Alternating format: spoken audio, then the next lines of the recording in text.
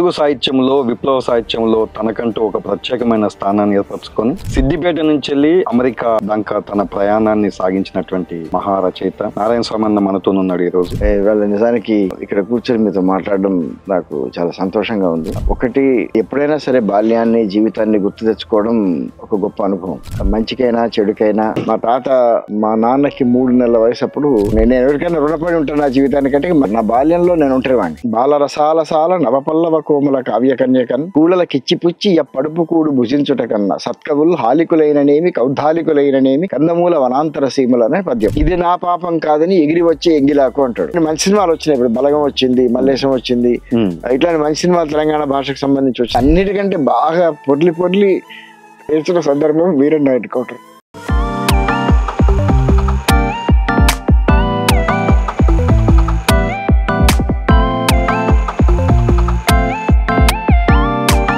తెలుగు సాహిత్యంలో విప్లవ సాహిత్యంలో తనకంటూ ఒక ప్రత్యేకమైన స్థానాన్ని ఏర్పరచుకొని సిద్దిపేట నుంచి వెళ్ళి అమెరికా దాకా తన ప్రయాణాన్ని సాగించినటువంటి మహారచయిత, గొప్ప విప్లవకారుడు నారాయణ స్వామి అన్న మనతోనున్నాడు ఈరోజు.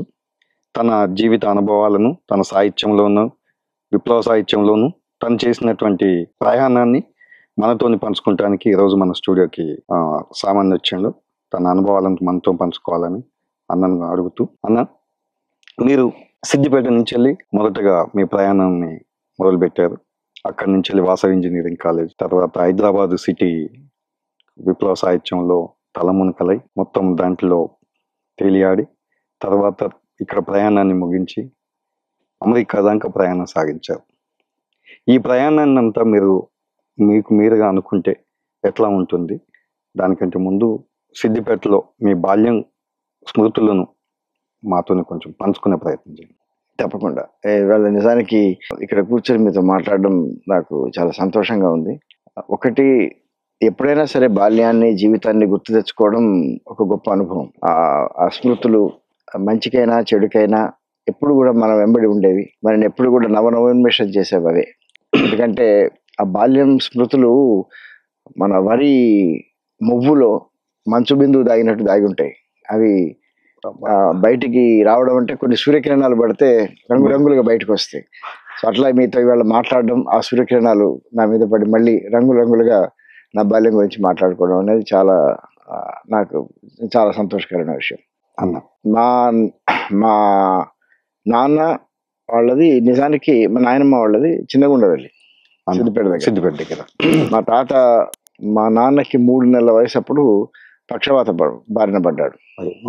పడ్డప్పుడు మొత్తం మా నాన్నమ్మనే మా నాన్నని పెంచి, అప్పటికి మా అత్తమ్మ కూడా ఉండింది, మా నాన్న వాళ్ళ అక్క, ఆమెకు పెళ్ళయింది.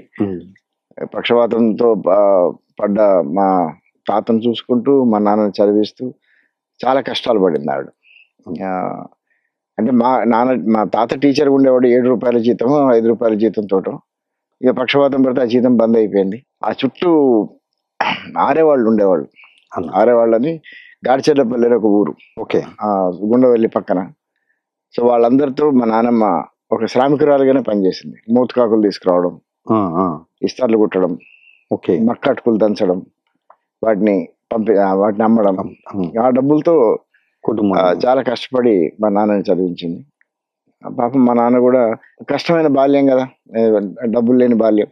పైగా పక్షవాతంతో ఉన్న మా తాతను అనేక చోట్లకి తీసుకెళ్లి దయం అవుతుందేమో అని ప్రయత్నం చేయడం.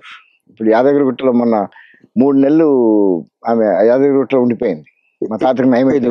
వైద్యానికి దేవుని సన్నిధిలో ఉంటే నాచారం, యాదగిరిగుట్ట, ఇంకేదో దర్గా, ఎక్కడంటే అక్కడ పోవడం. అసలు నాకు ఇప్పటికీ ఆశ్చర్యం వేస్తుంది. వాళ్ళు మనం ఎన్ని సౌకర్యాలు ఉన్నా కానీ ఉన్నా కానీ ఏదో ఇబ్బందికి లోనవుతూ ఇదవుతూ ఆమె అసలు ఎట్లా పోయింది అప్పుడు. అంత చాలా చాలా గొప్ప జీవితం. అసలు ఇంత ట్రాన్స్పోర్ట్ వ్యవస్థ అప్పటికి లేదు, అసలు లేదు కదా. నాకు కాలినడకనే పోవాలి, కాలినడకనే సిద్దిపేట రావాలంటే కాలినడకనే రావాలి, ఎడ్ల బండి స్తోమత లేదు. సో బాగా పేదరికం నుంచి వచ్చిన సందర్భం. మొత్తం మీద మా నాన్న ప్రయోజకుడై ఉద్యోగం సంపాదించుకున్నాడు టీచర్గా. మా నాన్న టీచర్గా ఉద్యోగం సంపాదించుకున్న తర్వాత చిన్నగుండవల్లిలో ఏదో ఇల్లు ఉంటే దాన్ని తీసేసి సిద్దిపేటకు వచ్చి నాసర్పురలో ఒక చిన్న జాగా కొనుక్కున్నారు. కొనుక్కొని అక్కడ 2 రూమ్లు వేసుకొని అట్లా జీవితం మొదలు పెట్టారు. తర్వాత మా నాన్నకి పెళ్లి చేసిన తర్వాత మా నాన్న బీఈడి ట్రైనింగ్ అని హైదరాబాద్ వచ్చినప్పుడు అప్పుడు నేను మా అమ్మ కడుపులో ఉన్నా. బీఈడి ట్రైనింగ్ తర్వాత నేను పుట్టిన తర్వాత 3 months తను వెళ్ళిపోయారు మా అమ్మ. అది చాలా విషాదం. అది ఇంకా మన జీవితాన్ని వెరీ పెయిన్ఫుల్. సరే, అమ్మ లేకపోవడం అప్పుడు నాకు తెలియదు, కానీ మా నాన్న మా నాయనమ్మ నాకు అమ్మ లేకుండానే అమ్మ లేని తనాన్ని నన్ను మర్చిపోయేటట్టు చేశారు. సూపర్. అనేక రకాలుగా, అంటే ఇక పసిగుడ్డుని, మా తర్వాత బాగా బలహీనుణ్ణి, అనేక రకాల జబ్బులు, ఇబ్బందులు పడ్డం. ఎక్కడికంటే మళ్ళీ నన్ను ఇప్పుడు అంతకుముందు మా తాతను తీసుకుపోయినట్టు మళ్ళీ నన్ను తీసుకుపోవడం అనేక చోట్లకి. అప్పుడప్పుడు చెప్పేది మా నాయనమ్మ, నువ్వు ఈ అమ్మ పాలు తాగినవరా అని చెప్పేది అనమాట. ఇక్కడ పాల కోసం ఏడుస్తుంటే ఎవరెవరు అట్లా నాకు తోబుట్టులు చాలా మంది ఉన్నారు. సో అది అట్లా మొత్తం మీద బతికి బట్టగట్టినా. దానికి పూర్తి క్రెడిట్ లేకపోతే పూర్తి నేను ఎవరికైనా రుణపడి ఉంటాను నా జీవితానికంటే మా నాయనమ్మ మా నాన్ననే. మా నాన్న ఉద్యోగానికి పోయినా మా నాయనమ్మనే చేసేది. తర్వాత ఇప్పుడున్న అమ్మను నేను 2 ఏళ్ల వయసులోనూ ఉన్నప్పుడు బలవంతంగానే చేసుకున్నాడు పాప, ఆయనకి ఇష్టం లేకుండా. ఎందుకు అనవసరంగా వీడిని మళ్ళీ ఏమవుతాడో ఏమవుతాడో తెలియదు కదా. సరే, మొత్తం మీద ఇక అట్లా నాసర్పురాలో ఆ 2 రూమ్ల గద పోర్షన్ లో అట్లా నడుస్తూ మా ఇంటి చుట్టూ శ్రామికులు, ముఖ్యంగా పద్మశాలీలు. ఇప్పుడు ఇవాళ నిజానికి చాలా మంది పద్మశాలీలు కొంత మంచి ఆర్థికమైన స్థితిలో ఉండొచ్చు, కానీ మా ఇంటి చుట్టూ ఉన్న వాళ్ళు అయితే ఇప్పటికీ బహుశా అదే స్థితిలో ఉన్నారు, చాలా పేద స్థితిలో. అటు భివాండి కానీ లేకపోతే సూరత్ కానీ పోవడం, ఇంట్లో ఉన్న వాళ్ళు కళ్ళు మంది తగ్గుతూ మగ్గాన్ని నేయడం, బాగా పేదరికం, అదంతా చూస్తూ ఉన్నా నేను. తర్వాత గొల్లవాళ్ళు ఉండేవాళ్ళు మా ఇంటి వెనక, వాళ్ళ జీవిత పరిస్థితి. తెలుగు వాళ్ళు మా ఇంటి ఎదురుగా ఆమె భివాండి పోయి చనిపోయింది. అట్లాంటి పరిస్థితులు. ఈ నేపథ్యంలో నేను ఇంటికనే చదువుకున్నా, స్కూల్లో జాయిన్ చేయలే. మొదట్లో స్కూల్కి చేయలే. 5వ తరగతి వరకు ఇంటి దగ్గరనే చదువుకున్నా. అయితే గమ్మత్ ఏంటంటే మా నాన్న స్కూల్ లచ్చపేటలో పనిచేస్తాడు అప్పుడు, దుబ్బాక లచ్చపేటలో పనిచేస్తున్నప్పుడు ప్రతి సంవత్సరం టెక్స్ట్ బుక్లు తెచ్చి తనే చెప్పేవాడు. తను ఇంటికి వచ్చినప్పుడు వారానికి కోసం ఇంటికి వచ్చినప్పుడు తను చెప్పేటోడు, మిగతా టైం నేను చదువుకుంటాను. సూపర్. మొత్తం మీద నేను 65లో పుట్టినా. 65లో ఆ రాఖీ పౌర్ణమి రోజు పుట్టినా. అది చెప్తుంది మన ఆయన జన్మ నక్షత్రం అది ఉంటది కదా, అది కూడా తయారు చేసి పెట్టింది ఆమె. పుట్టినా కానీ ఇక అంటే నేను 73 అనుకుంటా. 73లో లచ్చిపేట తీసుకుపోయాడు 6th క్లాస్ లో చేర్చాలని డైరెక్ట్ గా ఆయన హై స్కూల్లో. అప్పుడు నేను ఎంత 8 ఏళ్ళు. ఇంకా మా బాబుతో అందరూ అన్నారంటే మరీ చిన్నగా ఉన్నాడు, ఏజ్ అని ఎక్కువ రాయించండి లేకపోతే ఇంకొంచెం ఆగండి. నేనేమో ఆగేటట్లేదు. సో అందుకని ఏజ్ 2 ఏళ్ళు ఎక్కువ రాయించి మొత్తం మీద 6th క్లాస్ లో చేర్పించిన తర్వాత 6th 7th మా నాన్న దగ్గరనే చదువుకున్నా లచ్చపేటలో. ఈ లచ్చపేటలో చదువుకోవడం అనేది ఒక రకంగా, అంటే సిద్దిపేటలో నా బాల్యము ఒంటరి. ఇంకొక విషయం చెప్పాలి ఇక్కడ, నా బాల్యంలో నేను ఒంటరివాడిని. అవును, నాకు చెల్లెలు అప్పటికి ఇంకా పుట్టలేదు, పెద్ద చెల్లె. ఒంటరివాడిని, ఎవరు దోస్తులు కూడా ఎక్కువ లేరు. చిన్నప్పుడు నాతో నేనే ఆడుకుంటోండి, నాతో నేనే మాట్లాడుకుంటోండి. ఇప్పటికే అలవాటు ఉంది నాకు, అప్పుడప్పుడు నాతో నేను మాట్లాడుకోవడం. అది ఇప్పుడు కవిత్వ సంభాషణ అయింది, బయటకు వస్తుంది, అదే అనబోతుంది. అప్పుడేమో బాల్య. సో అట్లా పెరుగుతూ ఇక మా నాన్నమ్మ దగ్గరనే దాదాపు ఇక మా నాన్నమ్మ చెంతనే నేను ఉండేవాడిని ఎక్కువ. ఆమెకే నా జీవితము, నా పరిధి. ఆమె తన కష్టాలని కథలుగా చెప్పేది. తను ఎట్లా చేసింది, మూతకాకులు ఎట్లా తీసుకొచ్చింది, ఈ చెట్టు ఎక్కి మూతకాకులు తెంపడం, తర్వాత చేతులన్నీ ఆమె కాయలు కాసిపోయాయి పాపం, తెంపి అటుకులు కొట్టేది. అటుకులు కొట్టడంలో అటుకులు అప్పుడు మా పిండి గిన్నెలు బట్టీలు అంటారు కదా, బట్టీలు రాలే. సో అట్లా పాపం బాగా కష్టపడి మొత్తం మీద ఆమెకు పాపం 60-65 ఏళ్లకే ఆమెకు వృద్ధాప్యం వచ్చేసింది. బలహీనం బాగా కష్టపడ్డది కదా, నడుము నొప్పని కాళ్ళ నొప్పులని బాగా ఇబ్బంది పడేది. సరే, మొత్తం మీద నేను స్కూల్లో చేరుతున్న సందర్భంలో మా నాన్నకు నా మొదటి నుంచి నాకు ఏం చేసిందంటే, చిన్నప్పటి నుంచి ఈ పుస్తకాలు వీటంతా కూడా పద్యాలు బాగా నేర్పించాడు. ఇంట్లో ఉన్నప్పుడు సాయంత్రం రాగానే కూర్చోబెట్టి పద్యాలు నేర్పించేటోడు. అవి అంటే ముకుందమాల అని, తర్వాత పోతన పద్యాలు, తర్వాత కృష్ణుడికి సంబంధించిన పద్యాలు. ఆయన భక్తిపరుడు, రోజు పూజ చేసుకుంటాడు, నామం పెట్టుకుంటాడు, ఆయన భక్తిపరుడే. ఆ భక్తిలో భాగంగా నాకు పద్యాలు నేర్పించడం ఇవన్నీ. అట్లా పోతన పద్యాలు కూడా చెప్పడం మొదలు పెట్టాడు. పోతనలో నాకు గొప్ప సౌందర్యం కనబడ్డది. మీకు ఏమన్నా గుర్తున్నది ఏమన్నా పద్యం? ఇబ్బంది కాకపోతే ఇబ్బంది ఏం లేదు, బలవాడి పోతన పద్యాలు ఇప్పటికీ నాకు నోటికి వస్తాయి. నరసొచ్చిన తోవలో కూడా 2-3 రాసినా కూడా. అయితే ఎందుకు దాని ప్రస్తావన తీసుకొస్తున్నా అంటే, గజేంద్ర మోక్షం అని ఉంటది. లావొక్కింతయు లేదు అని చెప్పి ముసలి పట్టుకున్న తర్వాత ముసలి కాళ్ళను పట్టుకుంటే ఏనుగు ప్రార్థిస్తుంటది అనమాట. లావొక్కింతయు లేదు, నన్ను రక్షించు భగవంతుడు అని అంటే, ఆయన సిరికిని చెప్పాడు, శంఖచక్ర యుగమును చేదో ఈ సంధింపడు అని ఆయన అన్ని వదిలేసుడికి వస్తాడు. దాని గురించి ఒక కథ కూడా ఉన్నది. శ్రీనాథుడు పోతన కలుసుకున్నట్టు ఉన్నాయి కథలు. అది నిజమో కాదు తెలియదు కానీ శ్రీనాథుడు అడుగుతున్నాడు, ఏమయ్యా నువ్వు ఇట్లా రాసినవు, విష్ణువు ఏం చెప్పకుండా ఏం పట్టుకోకుండా ఎట్లా వస్తాడు చంపడానికి, వీలైతుంది అసలు? ముసలేమో వాడు రాక్షసుడు, వాడు ఇది ఏనుగుని పట్టుకుని నువ్వు అన్ని వదిలేసి ఎట్లా వస్తాడు అని ఎట్లా రాసినావు అంటాడు. అంటే ఈ లోపల ఎవరో శ్రీనాథుని తోటి, అయ్యా మీ కొడుకు బాయిలపడ్డాడు అని వస్తాడు. ఈయన మొత్తం గోసి గీసి ఏం పెట్టుకోకుండా అట్లే ఉరుకుతాడు. ఉరికి చూస్తే బాయిలో పడలేదు నిజానికి. అప్పుడు పోతానంటాడు, చూసినావా నువ్వే ఇట్లా పోయినావు, మరి పాప మా దేవుడు భక్తుని తోటి అట్లా వచ్చిండని పోలిక చెప్పడానికి కథలు చెప్తారు అనమాట. అంటే పోతనలో ఆ సమయ స్ఫూర్తి, శ్రీనాథుడు ఏమో బాగా జల్సా కవి. ఆయన జీవితం అంతా జల్సాలు బతికి లాస్ట్ అప్పలపాలై చనిపోయింది అనుకో. ఈ పోతన అట్లా కాదు, కష్టజీవి. చిన్న పొలం దోనుకుంటూ అట్లా బతుకుతూ ఆయన భాగవతం రాసి. అయితే అందులో పోతన రాసినట్టు చెప్తున్న ఒక పద్యం నాకు బాగా గుర్తు. బాలరసాలసాల నవపల్లవ కోమల కావ్య కన్యకన్ కూడల కిచ్చిపుచ్చి పడుపు కూడు భుజించుట కన్నా సత్కవులు హాలికులైననేమి కౌద్ధాలికులైననేమి కందమూల వనాంతర సీములు అనే పద్యం. బాలరసాలసాల నవపల్లవ కోమల కావ్య కన్యకన్ అంటే చాలా అంటే చిన్నతనం యొక్క బాల్యం యొక్క అమాయకత్వంతో, లేకపోతే ఏమి తెలియని ఇన్నోసెన్స్ తోటి ఉన్న కావ్య కన్యక, చిన్న పాపతో పోలుస్తున్నాడు, చిన్న అమ్మాయితోటి. ఎవరిని? కావ్యాన్ని. ఇది ఎప్పుడైతుంది అంటే, శ్రీనాథుడు వచ్చి అడుగుతాడు, నువ్వు భాగవతం రాసినావు కదా, రాజుకి అంకితం ఇవి, నీకు మస్తు పైసలు ఇస్తాడు, నీకు రాజభోగాలు వస్తాయి, అది ఇది అంటే ఈ పద్యం చెప్తాడు అన్నమాట పోతన. ఇంత బాల్యరసాలు రే ఈ బాలరసాలసాల నవపల్లవ కోమల కావ్య కన్యక, అంత కోమలమైన ఈ అమ్మాయిని, నా బిడ్డను, ఈ కావ్యాన్ని కూడలకిచ్చిపుచ్చి, కూడలు అంటే ఇక దుర్మార్గులు అన్నట్టు, అంటే ఈ వ్యాపారాలు చేసేటోళ్ళు, దుర్మార్గులు, అణిచివేసేవాళ్ళు, కూడలకిచ్చిపుచ్చి పడుపు కూడు భుజించుట కన్నా, అది పడుపు కూడు నాకు, అది వద్దు, నాకు వద్దు, అయ్యా పడుపు కూడు భుజించుట కన్నా సత్కవులు హాలికులైననేమి కౌద్ధాలికులైన, హాలికులు రైతులుగా బతకొచ్చు, కందమూల వనాంతర సీవులు అని పద్యం. అది మా బాబు చెప్పిండు. భలే ఉంది పద్యం, అది నాలో ధిక్కార భావాలు. నేను మాత్రం అట్లా రాజుకు లొంగిన శ్రీనాథుడు ఏమైండు, అన్ని దాన్ని ఏమంటారు, అన్ని రాజభోగాలు లాస్ట్ అప్పలపాలై దివిజ కవివరుల గుండియలు డిగ్గు మనకు అరుగుచున్నాడు శ్రీనాథ రమణపురికి నాటకం వేసినాం మేము. అయిపోయింది వాడిపోయి. పోతానట్లా కాదు, చాలా డెడికేటెడ్, చాలా పద్యాలు కూడా చాలా.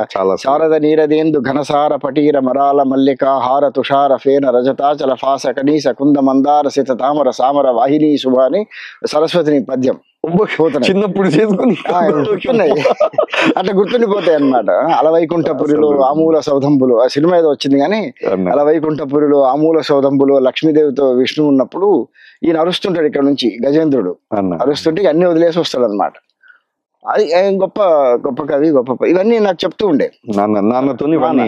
తర్వాత సినారాయణ రెడ్డి మందార మకరందమాల అని పుస్తకం పోతన మీద రాసింది. మందార మకరంద మాధుర్యమునదేలో అని పద్యం బ్రహ్మాండంగా ఉంటది. అవన్నీ తీసుకొచ్చి ఇచ్చి అవి నాకు ప్రభావాన్ని కలగజేస్తున్నాయి. ఇంకా మన లచ్చపేటలో చేరిన తర్వాత స్కూల్ మా క్లాస్మేట్స్ అక్కడ, ముఖ్యంగా లచ్చపేట బాగా వయస్సులకు, వయస్సుల సెంటర్, ఎక్కువ మంది వయస్సుల జనాభా ఉంటది. ఇక కొంత మిగతా జనాభాలు కూడా ఉంటారు, శ్రామికులు వాళ్ళు వీళ్ళు. మా తెలుగు టీచరు సీతారామాచార్య సార్ ఉండేవారు, ఆయన అబ్బాయి కూడా మా క్లాస్మేటే. ఇట్లా అందరం ఉన్న సందర్భంలో పద్యాల పోటీలు పెట్టాను. పద్యాల పోటీలు పెడితే మా బాప అన్నాడు, నువ్వు ఈ పోటీలో నువ్వు పాల్గొవాలి అన్నాడు. పార్టిసిపేట్ చేయాలన్నాడు. చేయాలి. అయితే అప్పటికి కొన్ని పద్యాలు వచ్చు నాకు, అన్ని రావు. ఆ పిల్లగాడికేమో చాలా వచ్చు. అయితే ఒక హేళన కూడా చేసిండు ఆ పిల్లగాడు. మేము అంటే కాన్షియస్ గా చేసిండు. మేము శ్రీ వైష్ణవులం, మాకు నోరు తిరుగుతుంది, మేము పద్యాలు అట్లా చెప్పేస్తాము, మీరు ఫలానా కాబట్టి మీ వల్ల కాదు, నువ్వు నాతో ఇట్లా పోటీ పడతావు అనే టైప్ లో ఛాలెంజ్ చేసి చేసరికి నాకు తట్టుకోలేక మా నాన్నతో చెప్పిన, అన్న మా నాన్న ఇట్లా అంటున్నాడు అంటే, బాపు ఇట్లా అంటున్నాడు, నేను బాపుని పిలుస్తాను, ఇట్లా అంటున్నాడంటే అవన్నీ పట్టించుకోకరా, నువ్వు శ్రద్ధగా నేర్చుకో అని దాశరథి శతకం తీసుకొచ్చి ఇచ్చాను. దాశరథి కరుణాపయోనిధి 100 పద్యాలు, 100 పద్యాలు నేర్చుకున్నా. శతకం నేర్చుకున్నా. నేర్చుకొని ఇక పోటీ రోజు ఇద్దరం మొదలు పెట్టినాం. ఆయనకు అబ్బాయి కూడా మంచి పద్యాలు కంఠదా వచ్చినాయి, ధారణ ఉంది. ఇక వాళ్ళ జీవితంలో భాగంగా వచ్చిన నేను మొదలు పెట్టిన. చిత్రం ఏంటంటే నేను గెలిచిన ఆ రోజు. సూపర్. గెలిచేసరికి అందరూ ఆశ్చర్యపోయింది అనమాట, ఏంది అసలు ఎట్లా నేర్చుకున్నాడు ఈయన పద్యాలు అంటే. మా బాపు కూడా బాగా సంతోషపడ్డాడు. 6-7 తరగతులు నా జీవితంలో ఈ ముఖ్యంగా ఈ సాహిత్యం వైపు కొంత మెలగడానికి నాకు ఉపయోగపడ్డది. అయితే నేను లెక్కలు నాకు బాగా వచ్చని గర్వం నాకు. ఒకసారి 6th క్లాస్లో ఎగ్జామ్, హాఫ్ ఇయర్లీ ఎగ్జామ్ అనుకుంటే పోయి హాఫ్ అన్ అవర్లో బయటకు వచ్చేసిన. శేఖర్ సార్ అని ఉండే సిద్దిపేటలో, ఆయన చెప్తుండే మాకు. హాఫ్ అన్ అవర్లో బయటకు వచ్చేసిన. మా బాబు టీచరే కాబట్టి పోయి నా పేపర్ చూసిండు, ఏంది వీడు ఎంత తొందరగా బయటకు వచ్చిందని. 4 out of 100 వచ్చింది. వచ్చేసరికి ఇక మా బాబు వచ్చి రెండు లెంపకాయలు కొట్టాడు. అదే ఫస్ట్ టైం, లాస్ట్ టైం మా నాన్న కొట్టాడు అన్నాను. ఇంకెప్పుడు కొట్టలేము. 2 లెంపకాయలు కనీసం రాకపోతే టైం పాస్ చేసి ఎండింగ్ మార్క్ నుండి పేపర్ అహంకారం అనమాట. అప్పుడు చెప్పిండు, నువ్వు ఏ ఎగ్జామ్ పోయినా సరే మొత్తం చదివి మొత్తం అయిపోయి నువ్వు తొందరగా అయిపోయినా సరే బయటికి పో, చూసుకుంటూ ఉండు, నువ్వు మళ్ళీ చేస్తూ ఉండు అని బాగా నేర్పించాడు. దాని తర్వాత మళ్ళీ నేను ఎప్పుడు ఆ తప్పు చేయలేదు. 7th క్లాస్లో స్కూల్ ఫస్ట్ వచ్చిన. స్కూల్ ఫస్ట్ వస్తే అప్పుడు రెసిడెన్షియల్ స్కూల్ సర్వేలు ఎగ్జామ్ రాయించిండు. మా బాపు ఏంటంటే అప్పుడు ఆయనకు ఇప్పటికీ నాకు అనిపిస్తుంది, ఆయనకు చాలా ఫ్యూచర్ విజన్ అనమాట. కొడుకుని ఎట్లా చదివియాలి, ఎక్కడ చేర్పించాలి, ఏమేమి కాంపిటేటివ్ ఎగ్జామ్స్ ఉన్నాయి, ఎక్కడెక్కడ చదివిస్తే స్కాలర్షిప్ వస్తుంది. ఎందుకంటే తన స్థాయి తనకు తెలుసు. మా సాధారణమైన స్కూల్ టీచరు 1500-1600 జీతము, కొడుకుని చదివిపియాలి, మంచిగా చదివిపియాలి. ఆయనకి ఏంటంటే నన్ను IAS ఆఫీసర్ గా చూడాలని ఉండే పాపం. ఆయన జీవిత లక్ష్యం అది. చిన్నప్పటి నుంచి అనేటోడు, నువ్వు IAS రాయాలి. అట్లా రెసిడెన్షియల్ స్కూల్ రాయిస్తే రెసిడెన్షియల్ స్కూల్ సీట్ వచ్చింది. అదే టైంలో పబ్లిక్ స్కూల్ కోసం అని చెప్పి నేషనల్ లెవెల్ ఎగ్జామ్ ఏదో ఉంటుంది, ముందు డిస్ట్రిక్ట్ లెవెల్ అవుతుంది. P. ఘోష్ అని ఉండే అప్పుడు మెదక్ జిల్లా కలెక్టర్, నాకు బాగా గుర్తు. సంగారెడ్డిలో కలెక్టర్ ఆఫీస్ తీసుకుపోయి ఆమె ఆఫీసులో కూర్చోబెట్టి రాయించండి. నేను ఇంకో 5-6 పిల్లలు. అప్పుడు అన్నట్టు, చూసినావా ఆమె ఆఫీస్ ఎంత బాగుంది, ఆమె కలెక్టర్, నువ్వు అట్లా కావాలి అని చెప్పి అది సెలెక్ట్ అయినా అనుకో. సర్వేలో 1 year ఉన్నా, కానీ ఆ 1 year నాకు ఎందుకు చాలా ఇంటి నుంచి దూరం. ఫస్ట్ టైం ఎప్పుడు మనకి అంత దూరం లేదు, హోమ్ సిక్ ఫీలింగ్. నల్గొండ జిల్లా సర్వేలు అంటే సిద్దిపేట నుంచి రావాలంటే 2 బస్సులు మారాలి, డైరెక్ట్ బస్ లేదు. పాపం వారం వచ్చేటోడు ఎందుకంటే నేను అప్పుడు ఎంత 75 కదా, 75 లో సర్వేలో చేరిన. 75-76 8th class almost 8th class లో 75 లో చేరిన. మహేందర్ రెడ్డి మన రిటైర్డ్ డీజీపీ ఆయన నా క్లాస్మేట్. ఓకే, 8th క్లాస్ లో ఒక సంవత్సరం క్లాస్మేట్. పాపం ఆ క్లాస్మేట్ అని గుర్తుపెట్టుకున్న మా విరసం మీటింగ్ పర్మిషన్ కూడా ఇచ్చిండు ఆయన. ఇది బాగుంది. పోయినా అప్పుడు విరసం యూనిట్ పర్మిషన్ ఇవ్వట్లేదు ఏ పోలీస్ దగ్గర, మేము ఇవ్వమంటే ఎందుకు నేను పోతాం, మహేందర్ రెడ్డి నా క్లాస్మేట్ అని పోయినా. అయితే గుర్తుపట్టి ఏంటి ఏం మీటింగ్ అని అంటే సాహిత్యపరమైన మీటింగ్ అంటే ఆయుధాలు పట్టుకొని వస్తాడు. ఆయుధాలు ఏం పట్టుకుంటారు సార్, బలి వాళ్ళు మాకున్న ఆయుధాలు అంతా కళాలు. సరే ఏదో రాష్ట్ర పర్లేదు తీసుకోండి, ఏం పర్లేదు పెట్టుకోండి మీటింగ్ అని అంటే ఊరేగింపు అదంతా చేసినాం అప్పుడు. ఆ మాత్రం మంచి గుర్తు పెట్టుకున్నాడు. He was very friendly. దాని తర్వాత 1 year బాగా కష్టపడ్డా, నాకు ఎందుకు నచ్చట్లేదు ఆ వాతావరణం. ఇంకోటి ఏంటంటే నాకు సినిమా పిచ్చి ఎక్కువ. అప్పుడు ఈ పేపర్లలో చిన్న అడ్వర్టైజ్మెంట్లు వచ్చేవి, ఏదో పజిల్ సాల్వ్ చేసి పంపిస్తే సినిమా ప్రొజెక్టర్ పంపిస్తాం అని చెప్పి ఇట్లా అడ్వర్టైజ్మెంట్లు వచ్చేవి. ఇప్పుడు రావట్లేదు అనుకో. అయితే నేను ఆ పజిల్ సాల్వ్ చేసి పంపిస్తే వాడు 50 రూపాయలు ఏదో మనీ ఆర్డర్ చేయమన్నాడు. నా దగ్గర ఉన్నాయే 50-40 ఉంటే ఇంకో 2-3 10 రూపాయలు అట్లా అడుకొని అప్పుడు 50 రూపాయలు పంపించిన. అప్పుడు 50 అంటే చాలా ఎక్కువ. 75 లో వాడు ఆ స్కూల్కి ఒక డబ్బా పంపించిండు. ప్రిన్సిపల్ ఆఫీస్కి వచ్చింది అది. ఆయన శాస్త్రి గారు ఉండే ప్రిన్సిపల్ పిలిచిండు నన్ను, ఏంద్రా ఇది అన్నాడు. అంటే ఏమొచ్చింది, వచ్చే పెద్ద డబ్బు వచ్చింది నాకు. సినిమా ప్రొజెక్టర్ సార్, ఏం చేసుకుంటావు సినిమా ప్రొజెక్టర్ అన్నాడు. అంటే నాకు సినిమాలు అంటే ఇష్టం సార్, సినిమాలు పిచ్చి కొట్టు 2-3 కొట్టిండు, కొట్టి పైసలన్నీ దండ చేస్తున్నావు, ఏంది ఇది మీ బాపుకి చెప్తా అది అని చెప్పి అది ఓపెన్ చేస్తే ఏముంది, రేకుల డబ్బా, దానికి ఒక వీల్ ఉంది, దానికి వైజయంతి మాలదేదో నా ఫిల్మ్ రీల్ పెట్టిండు, ముందు లైట్ ఉంది, ఆ ప్రొజెక్ట్ చేసుకోవచ్చు గంతే. స్కామ్ అది, స్కామే, మోసం, పచ్చి మోసం, మనకి తెలియదు కదా అదే ఆ సినిమా పిక్చర్ అన్నమాట. సరే మొత్తం బాబు కూడా వచ్చి పాపం ఈ ఏంద్రా ఇట్లా అంటే సరే మొత్తం 1 year నడిచింది. నడిచిన తర్వాత ఈ లోపల పబ్లిక్ స్కూల్ టెస్ట్ రాసిన కదా, మళ్ళీ నేషనల్ లెవెల్లో రాయాలని ఇంకోటి వచ్చింది. అది ఇక్కడనే సికింద్రాబాద్ ఆలియా కాలేజీలో రాయించింది, అది కూడా సెలెక్ట్ అయినా. తర్వాత స్కూల్ పబ్లిక్ స్కూల్ తీసుకుపోయాడు. అప్పుడు 3 schools అవకాశం ఉండే, రిషి వ్యాలీ, బేగంపేట, రమంతపూర్. రిషి వ్యాలీ మరీ చల్లగా, మదనపల్లి దూరం, రమంతపుర బేగంపేట అని అందరు బేగంపేట అన్నారు. సరే అని బేగంపేట తీసుకుపోతే అక్కడ నువ్వు ఏ క్లాస్ కి ఫిట్ అవుతావు అని 8th class లో మళ్ళీ చేర్పించాను. అంటే రిపీట్ చేసిన ఏజ్ కాదు, ఇంగ్లీష్ రాదు నాకు, అది ఇంగ్లీష్ మీడియం స్కూల్, నాకు ఇంగ్లీష్ రాదు, తెలుగు మీడియం కదా, ఏదో ఇంగ్లీష్ ఒక సబ్జెక్ట్ చదువుకునేది. ఇక్కడ ఇంగ్లీష్ టఫ్ ఉంటది ఆబ్వియస్లీ స్కూల్లో.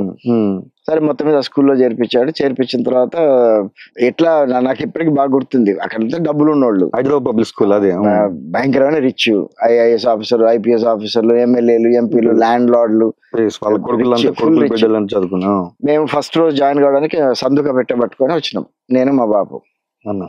మాకు హోటల్లో ఉండడం అవన్నీ తెలియదు మా బాబుకు.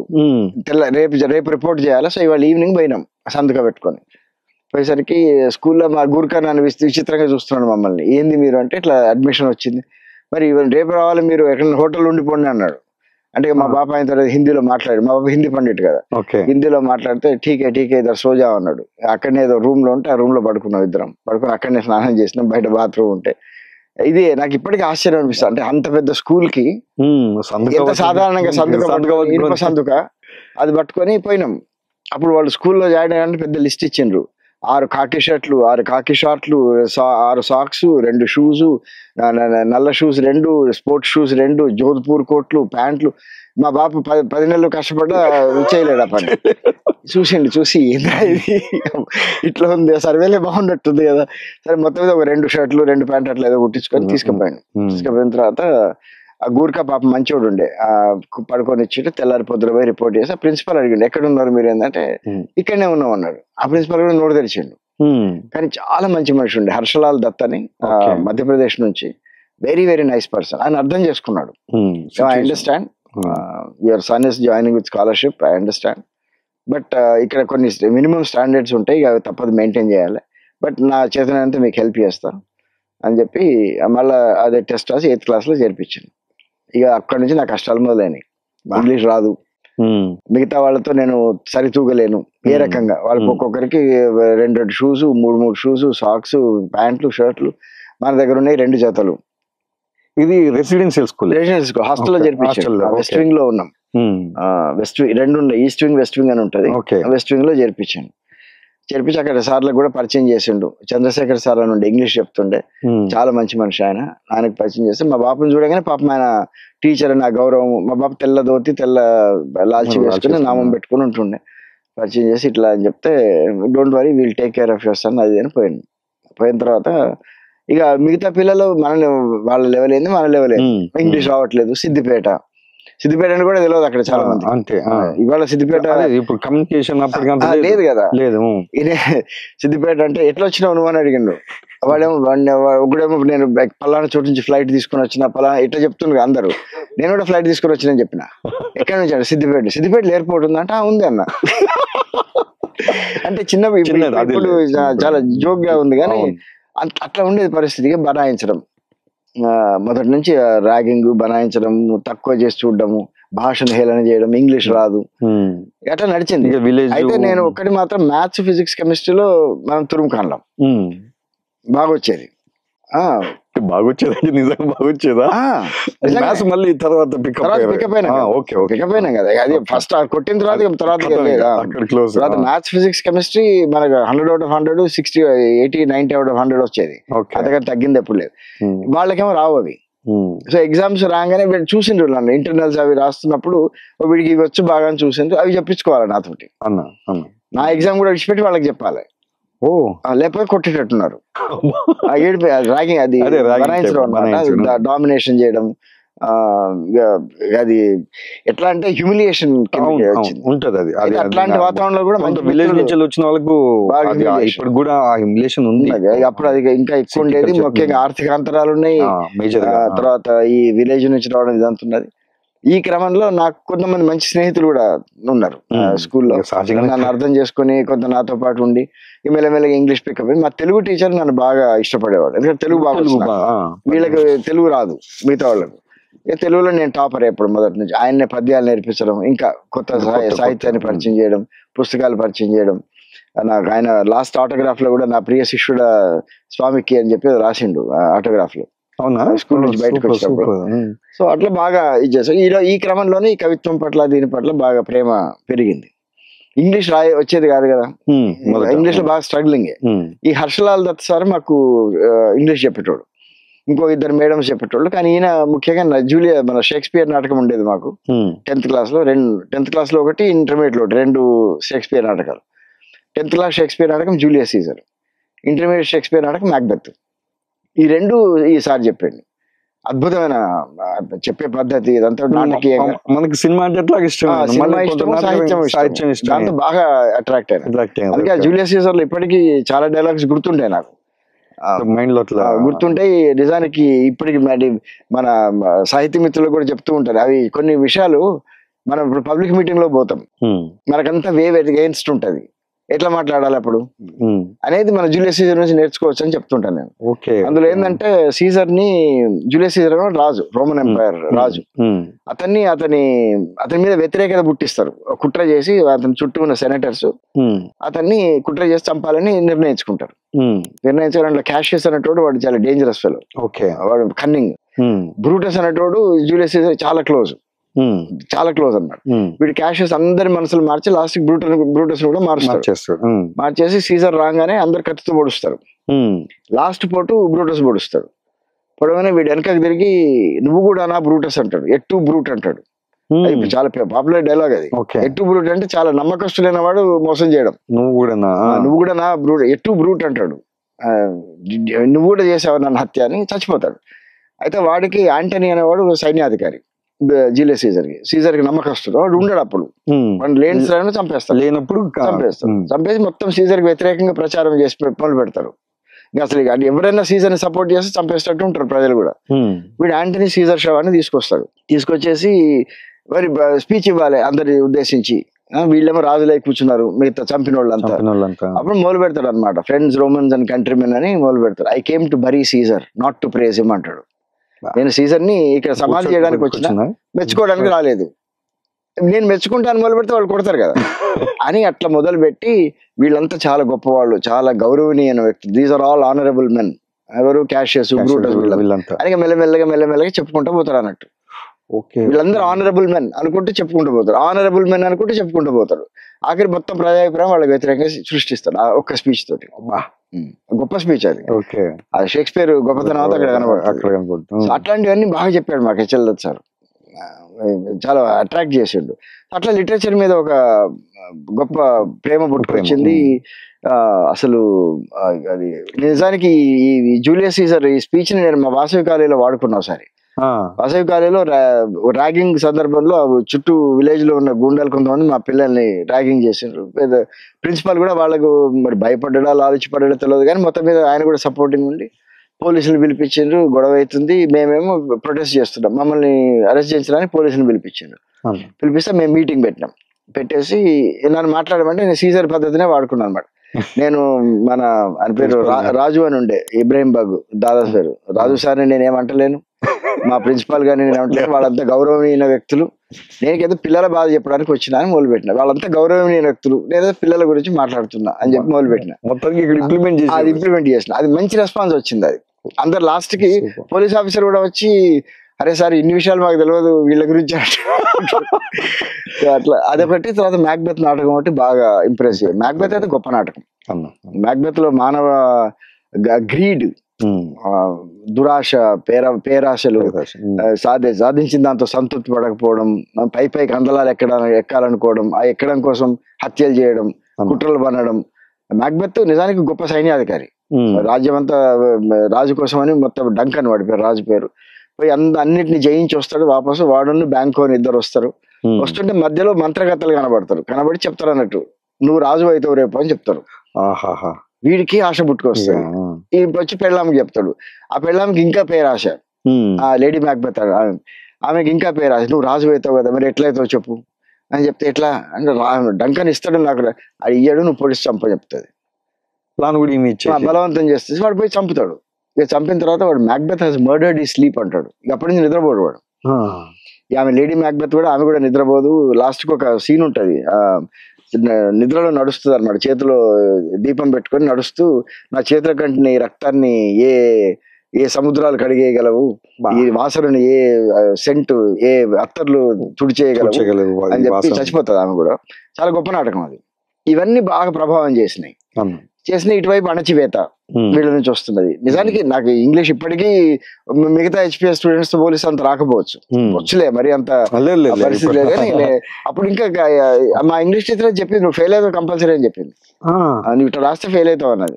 సరే ఏదో నేర్చుకొని పాస్ అయినాం, మంచి మార్కులతో పాస్ అయినాం, డిస్టింక్షన్ వచ్చింది, ఇంటర్మీడియట్ లో వచ్చింది. బయటకు వచ్చిన తర్వాత డైరెక్ట్ సిద్దిపేట పోయినాం. అయితే అక్కడ ఏదో ఐఐటి కోచింగ్ సెంటర్ అవి ఇవి చేరాలనుకున్నా కానీ మా నాన్న ఆర్థిక పరిస్థితి కూడా అంతంత మాత్రమే కదా. అయితే ఇంకొక విషయం చెప్పాలి, ఈ లోపల మా నాన్న ఏం చేసిందంటే మొత్తం మార్గాలన్నీ వెతికి నాకు స్కాలర్షిప్ సంపాదించి పెట్టిండు ఎకనామికల్ వీకర్ సెక్షన్స్ కి. దాంతో వాళ్ళు నాకు బట్టలు అవన్నీ ఇవ్వడం, లేకపోతే సాధ్యమయ్యేది కాదు. వాళ్ళతో పోటీ పడడం సాధ్యం కాదు. ఆ బట్టలు అవన్నీ ప్రతిరోజు ఈవినింగ్ జోధ్పూర్ కోట్ వేసుకోవాలి, మధ్యాహ్నం కాకి షర్ట్ కాకి ప్యాంట్ వేసుకోవాలి, తర్వాత స్పోర్ట్స్ డ్రెస్ వేసుకోవాలి, ఆ షూస్ ఈ షూస్ పెద్ద లిస్ట్ ఆడ. అవన్నీ మొత్తం మీద మా నాన్న చాలా ఫ్యూచర్ విజన్ తోటి అవన్నీ సంపాదించి పెట్టాడు. That was very lucky. తర్వాత పాకెట్ మనీ అది ఇచ్చేవాడు, బట్ ఇంటి అవసరాలు ఇవన్నీ చూసుకోవాలి కదా. ఇంటి అవసరాలు మళ్ళీ అప్పటికి బాగా చెల్లెబుట్టిన మరి అవన్నీ చూసుకోవాలి కదా. సో మొత్తం మీద తర్వాత ఇక కోచింగ్ సెంటర్ లో చేరాలి అంటే వద్దులే అని చెప్పి ఇంటి సిద్దిపేటకు వచ్చి అయితే అంతకుముందు ఒక విషయం చెప్పాలి, 75 లో ప్రపంచ తెలుగు మహాసభలు జరిగినాయి. మహాకవి శ్రీశ్రీ వీళ్ళందరూ అరెస్ట్ అయిన మహాసభలలో. నేనేమో లచ్చపేట నుంచి వక్తృత్వ వ్యాస రచన పోటీల్లో డిస్ట్రిక్ట్ నుంచి ఫస్ట్ వచ్చి ఈ ప్రపంచ మహాతెలుగు సభల్లో పాల్గొనడానికి వచ్చిన అవకాశం వచ్చింది. అప్పుడు మా బాపు రాయించిండు అవన్నీ, వ్యాస రచన వక్తృత్వం రాయించిండు. విద్యార్థులు రాజకీయాల్లో చేరకూడదు అని వ్యాసం అన్నమాట. అది అప్పుడు నేను రాసి దాంట్లో ప్రైజ్ వస్తే ప్రపంచ సభలోకి తీసుకొచ్చిన తర్వాత చూడు ఐరన్, విద్యార్థులు రాజకీయాల్లో చేరరాదు అనేది రాసి ప్రైజ్ వచ్చి రాజకీయాలు కాదు మళ్ళీ కూడా పోయిన సిచ్యువేషన్ ఉంది. తీసుకొస్తే ఇక్కడ మెథడిస్ట్ కాలేజ్ ఉంది కదా రాబిట్స్ లో, తాజ్మహల్ హోటల్, దాని పక్క అక్కడ చిన్న రూమ్ లాగిస్తే అందరికి ప్రపంచ తెలుగు సభలకు వచ్చిన వాళ్ళందరికీ అక్కడ ఇస్తే అకామిడేషన్ అందులో ఇందిరా ప్రియదర్శన్ ఆడిటోరియంలో ఫైనల్ పోటీలు జరిగినాయి. నాకు 3rd ప్రైజ్ వచ్చింది స్టేట్ లో. ఆ ఫోటో కూడా ఫేస్బుక్ లో ఇప్పుడు పెట్టిన. మన గుమ్మడి, మిక్కిలినేని రాధాకృష్ణ, వరలక్ష్మి ఈ ముగ్గురు వచ్చిండ్రు ప్రైజ్ ఇవ్వడానికి. అందరికంటే నేనే వింటున్నా అన్నట్టు, 7th క్లాస్ వింటున్నా, మిగతా వాళ్ళందరూ 10th క్లాస్ అట్లా ఆ లెవెల్లో ఉన్నారు. అప్పుడు నాకు ఇంకా మా నాన్న అప్పుడు అల్లూరి సీతారామరాజు సినిమా చూపించాడు, 74 లో వచ్చింది అది. అందులో పాటలు ఆయన సినిమా చూస్తే ఆ పాటలు నచ్చితే బుక్ కొనుక్కుంటుండే. 5 పైసలకు 10 పైసలకు బుక్ కొనుక్కొని పాటలు నేర్చుకున్నా. 2 పాటలు నేర్చుకున్నా. రగిలింది విప్లవాగ్ని, ఈ రోజు, అగ్ని పేరు అల్లూరి సీతారామరాజు అని టైటిల్స్ అప్పుడు వస్తుంది. ఆరుద్ర రాసిండు ఆ పాట.